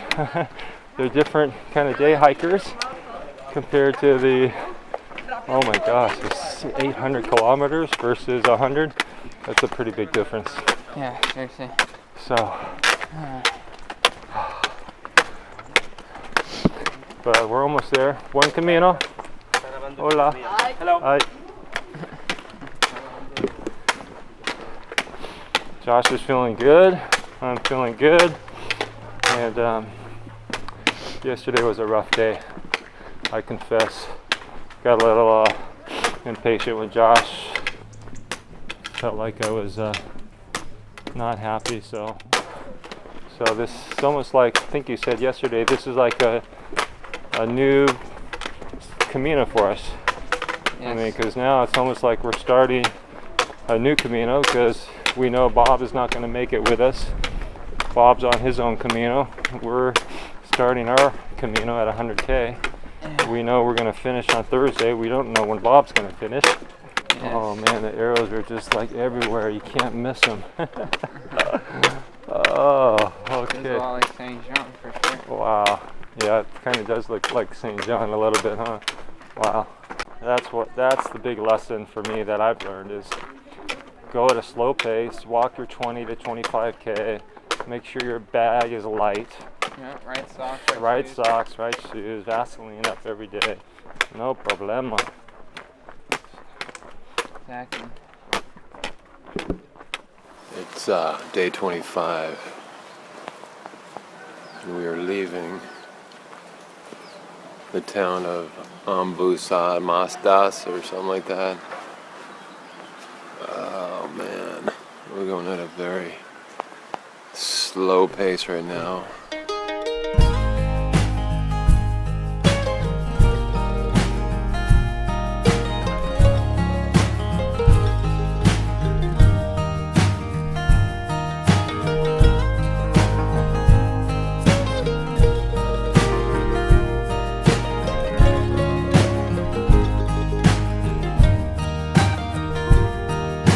Don't leave me behind and sit back wondering where I'd ever be in life. And don't waste your time. If we never would have give, we would have died. Say don't let brokenness fall. Ooh. Okay. Starting our day, shit, don't even know anymore.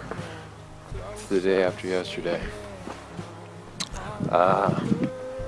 This is the albergue we came to yesterday because it was driving rain and wind. Coldest day yet, and we've got nothing but 2 pair of shorts. It's cold. This is as cold as it's been, but Thank God it's not raining right now. There we go. Oh, la-di-da. Oh, la-di-da-day.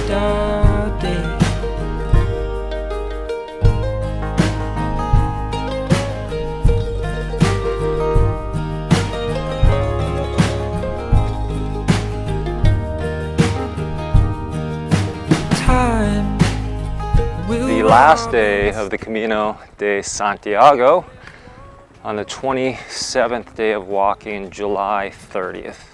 I'm gonna walk ahead today, the rest of the afternoon, and enjoy the beauty, the sun shining, the birds chirping, the roosters crowing, and give thoughts and reflections to the day. Thank my beautiful bride, who I love so much, who I have fallen so deeply and madly in love with while being away, and I can't wait 5 years from this summer to be able to walk this with you and with Taylor.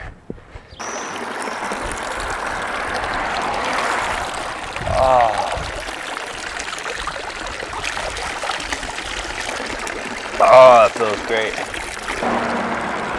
Awesome. That is so good.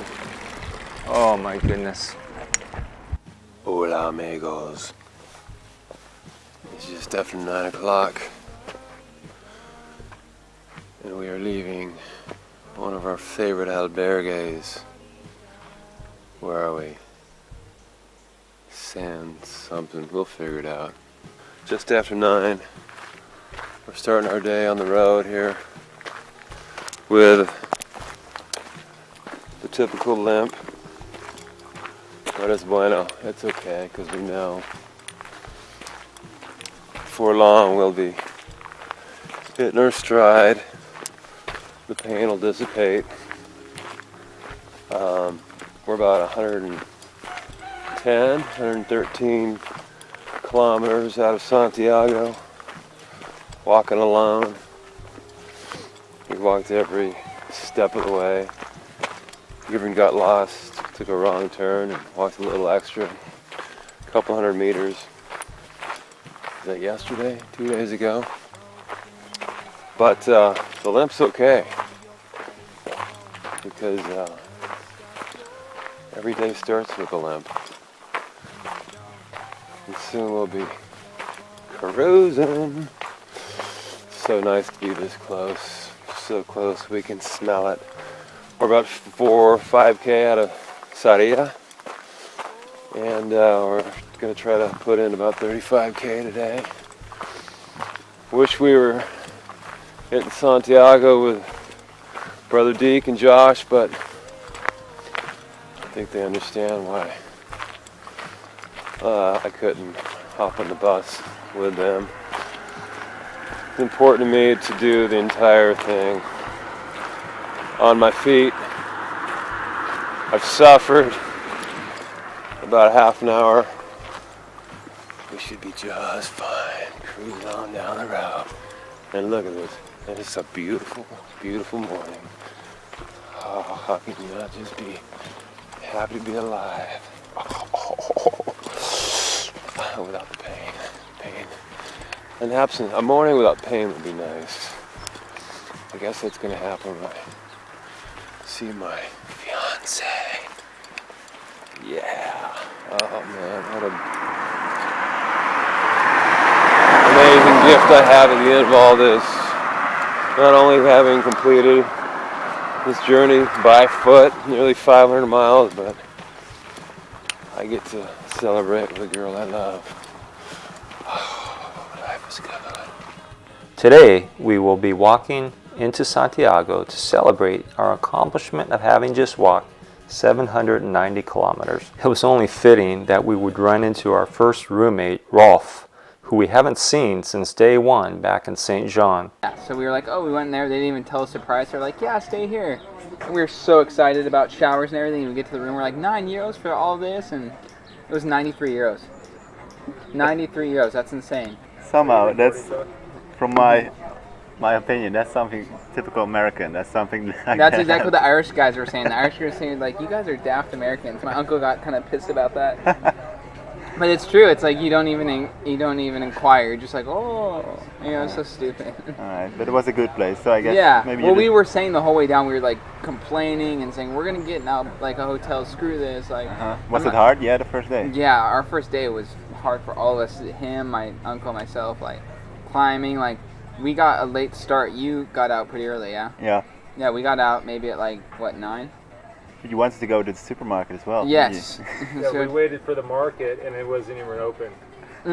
No way. And we went the wrong way too. We went to the grass area, you know, on the bridge, so we went left and took the scenic route. We thought this is not right. Yeah, so that was a bummer. So we got a late start, and it was so foggy, man. It was. Yeah. Was that for you too, right? Yeah. You couldn't even see in front of you. That's pity. So we're just like. Because in my guidebook they said the view was great, but I didn't see anything. Yeah, that's the thing is they're like, oh, the view, yeah. I didn't even see the Virgin Mary on the top. We like reached the summit. I said, I think this is the summit because he started to go. Yeah, you're not sure. Yeah, that's true. But the people that went before us, or I mean after us, like maybe 3 days, we ran into them as Canadians. They said it was amazing. Like you could see everything. Yeah. And they said it was so hot though. They said it was miserable. So, welcome to Europe, man. Welcome to Europe. Yeah. But you liked the festival, didn't you?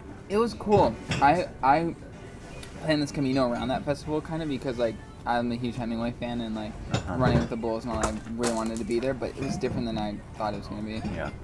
It wasn't like the same. You know. Actually, I didn't really like the festival. I liked Pamplona as a city. No one really liked it. And I got there quite early, and there was already much alcohol, so you could feel like alcohol in the beginning is fun, but you could feel that the atmosphere was quite tense, you know. Oh yeah. Yeah. Well, like in the next morning when we woke up, we only did like the push to Cesar Minor. We didn't push past that, and the morning was so different. Like early in the morning after the bull run, you know, you had people like playing guitars and like having wine and eating. It wasn't like when we first showed up, people peeing on walls, like splashing each other. It was just like a mess. Yeah, and it was raining sangria, really. Raining sangria. So, yeah. They put sangria in the water guns and stuff like that. Yeah, it's so crazy. My best moment. Wow. So that I had this moment just then when I was at when I saw the cathedral at first, like 10 minutes ago, and I was there on my own. There was nobody else, and it was just amazing. It was just me, and I felt this connection with something. You know, it was. Wow. It was just the first time I saw Santiago. It's the route to Santiago, you know, and now you finally see it, and it was quite fantastic. Where did you see that at? Awesome. You just go like 250 meters over there. You walk over there and you can see it. Yeah, it's really amazing. And I think that just the route and the people you meet, that's so great. Yeah, that's really, really great. And you have these great conversations, many stories, you know, and that's fantastic, really. Meeting you guys is also really, really great. With only 5 kilometers to go, we stopped for one last glass of fresh OJ and ran into Lars from Holland, who shared his perspective on life and the Camino. Just tell me, what was it that inspired you to do the Camino? I have a friend who walked the Camino 2 years ago. Said it was, it was good. It's a good place to reflect. A bunch of nice people, and I'm not gonna say that it's a religious thing. I'm not really much of a believer, but and not even a spiritual thing, but it was a way to sort of gather myself, because in your everyday life you can sort of, like, people have all these expectations about which person you are, and you can sort of lose yourself. But if you go out all alone into the world, it doesn't have to be the Camino, but the Camino is just the place to do it. You can sort of like reassemble yourself, and I did have a revelation. It's pretty simple, but it was like the first couple of days I walked like 47 kilometers a day. Where did you start? In Pamplona. Okay. But it was way too much, and of course I got tendonitis in my shin, like in the anterior tibial muscle. And then of course it was a great train accident. Like human greed. You want to go faster and faster and faster, and then you want to go fast in the turns. And then, the train falls and 100 people die.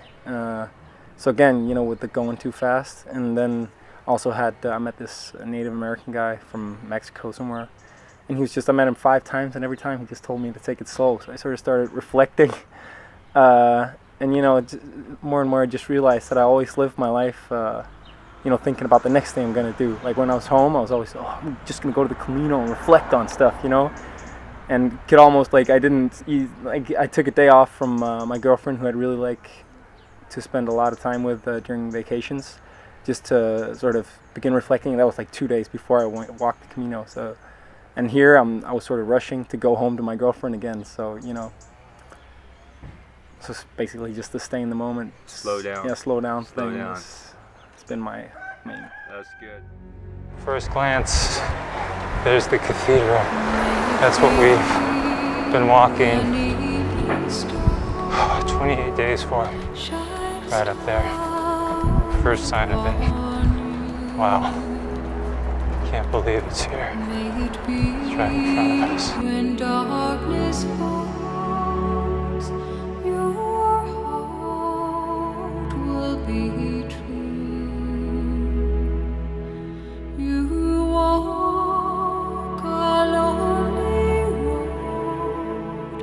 Oh, how far you are from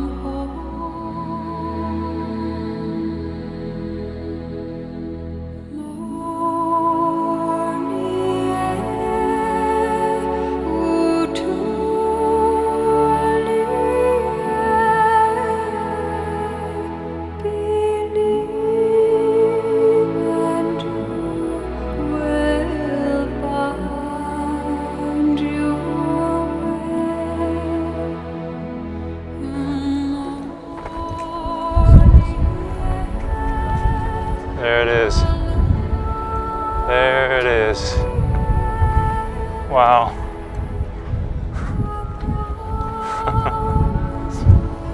Oh my goodness. Oh. Wow. Can you believe that? We've walked 500 miles and we've made it. Look at that cathedral. That's amazing. That is absolutely amazing. Oh my gosh. That was hard to find, but wow. Look at that.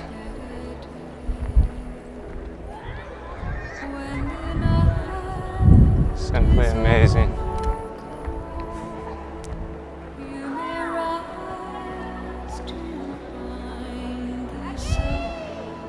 Wow, look at the nuns over there.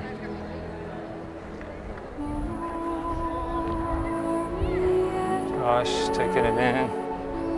Can't believe we're here. Can't believe we made it.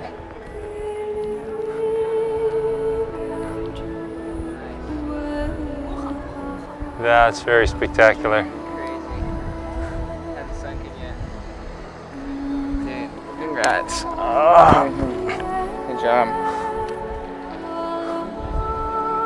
Crazy. 500 miles, 28 days later, and we made it.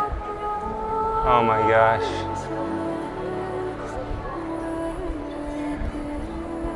Wow.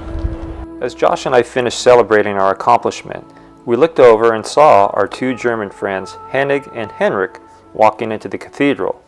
We enjoyed one last meal with our pilgrim compadres before parting ways the next day. Hola amigos. It is about 8:30, July 31st, day 28. We are feeling much better than we did yesterday, I'll say that. Thanks to 2 ibuprofen and a positive attitude. It's a beautiful morning. We're 4 days out of Santiago, just over 90K. Feeling good. And wish we were walking with Josh and Deke, but this is our Camino. This is the way it goes. And very excited to get to the end here, but we're going to try to enjoy every second. Grateful we're here, grateful we feel okay.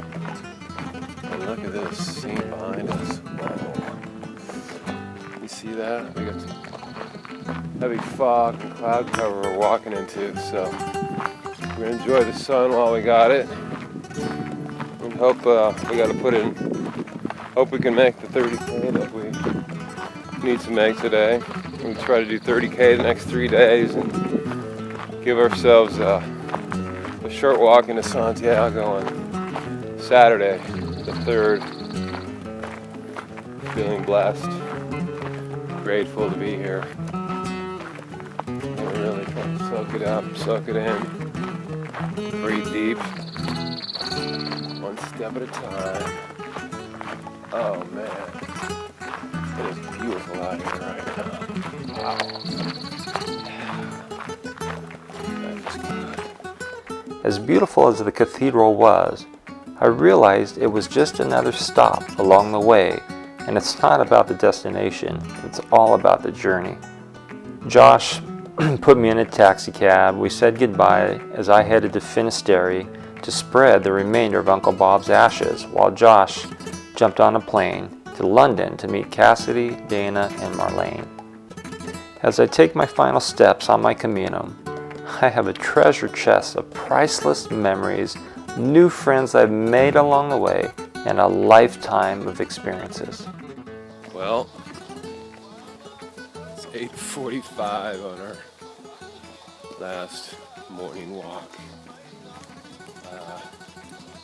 Of course we're limping. It's a pretty morning right now. Rain clouds scattered with blue skies. Just had an awesome hookup last night at the Albergue, thanks to a man named Santiago. Trying to get to Santiago by 2:30 to see Brother Deke before he takes his train to Madrid, so of course on our last day there was a time crunch, so I just took a couple ibuprofen, and hopefully in a half hour or so that'll kick in, and then I'll be flying, jamming right along. Need to average 5K an hour to get there in time to see him, so let's see if that works. In the meantime, we're blessed, happy just to make it this far, and we're gonna make it. We're gonna do this. Oh, I just get goosebumps saying that. Wow. Amazing. What a trip. On so many levels this has been. Oh my God. Yeah. Can't wait to share this story with all you people out there. I had hoped to return from Finisterre in time to meet Bob as he was walking into Santiago. That would be a perfect way to finish my Camino. Just as I walked through the Cathedral Plaza, there was Bob, finishing his Camino. We had a brief moment, shared a hug, exchanged a few words, and then it was off to catch my train. It's over. Actually, the journey is just beginning. It's 2:43, August 2nd. We made it. We did it. Wow. Thankfully, my bro was here to greet me when I got here. What a crazy journey. After experiencing the Camino with Brother Bob, I have mad respect and big love for this man who persevered through the pain and suffering, yet overcoming all the obstacles and became more than a conqueror. I'm so proud of the young man that my son Joshua has grown up to become. He taught me many things on this trip. One of them was his fun and friendly, non-judgmental personality who loves life, loves others, and loves to live an adventure. Our time together was a gift that keeps on giving. I will always remember the many conversations, the carefree timelessness of being in the precious present. The Camino to me has proven to be one of the greatest adventures of my life. Not only that, but proven the groundwork for, I think, who I've become in this chapter of my life. It's done so much more for me than just been an amazing time with my family, my uncle, my father, but just also helped me just understand life better and people and have an open mind. It's amazing. And you know, I went on the Camino saying that, you know, you're not gonna just like change like this, you know. It's like it's gonna be this gradual change, and I kind of went into it saying, man, do I feel any different? But now that I'm home post Camino, I would say it's like not a day goes by where I'm not taking 10 to 15 minutes just naturally thinking about the Camino and the path and the people we met and the time with, you know, Bob and my father. It's just incredible. It was something like I've always said for the movies, you know, it's a once in a lifetime experience. So I'm always thinking about it. I'm always going to that place in my head. I'm always going to my Camino to reflect, and that kind of centers me and brings me back to where I am today. So I'm so thankful for the Camino and for, you know, it being allowed to happen with my father and my uncle. So it was amazing. My Camino ignited a passion in me to dream big dreams and believe that anything is possible. I'm going to take what has been given to me and pay it forward for others to passionately pursue their dreams. So, until we return again, buen camino.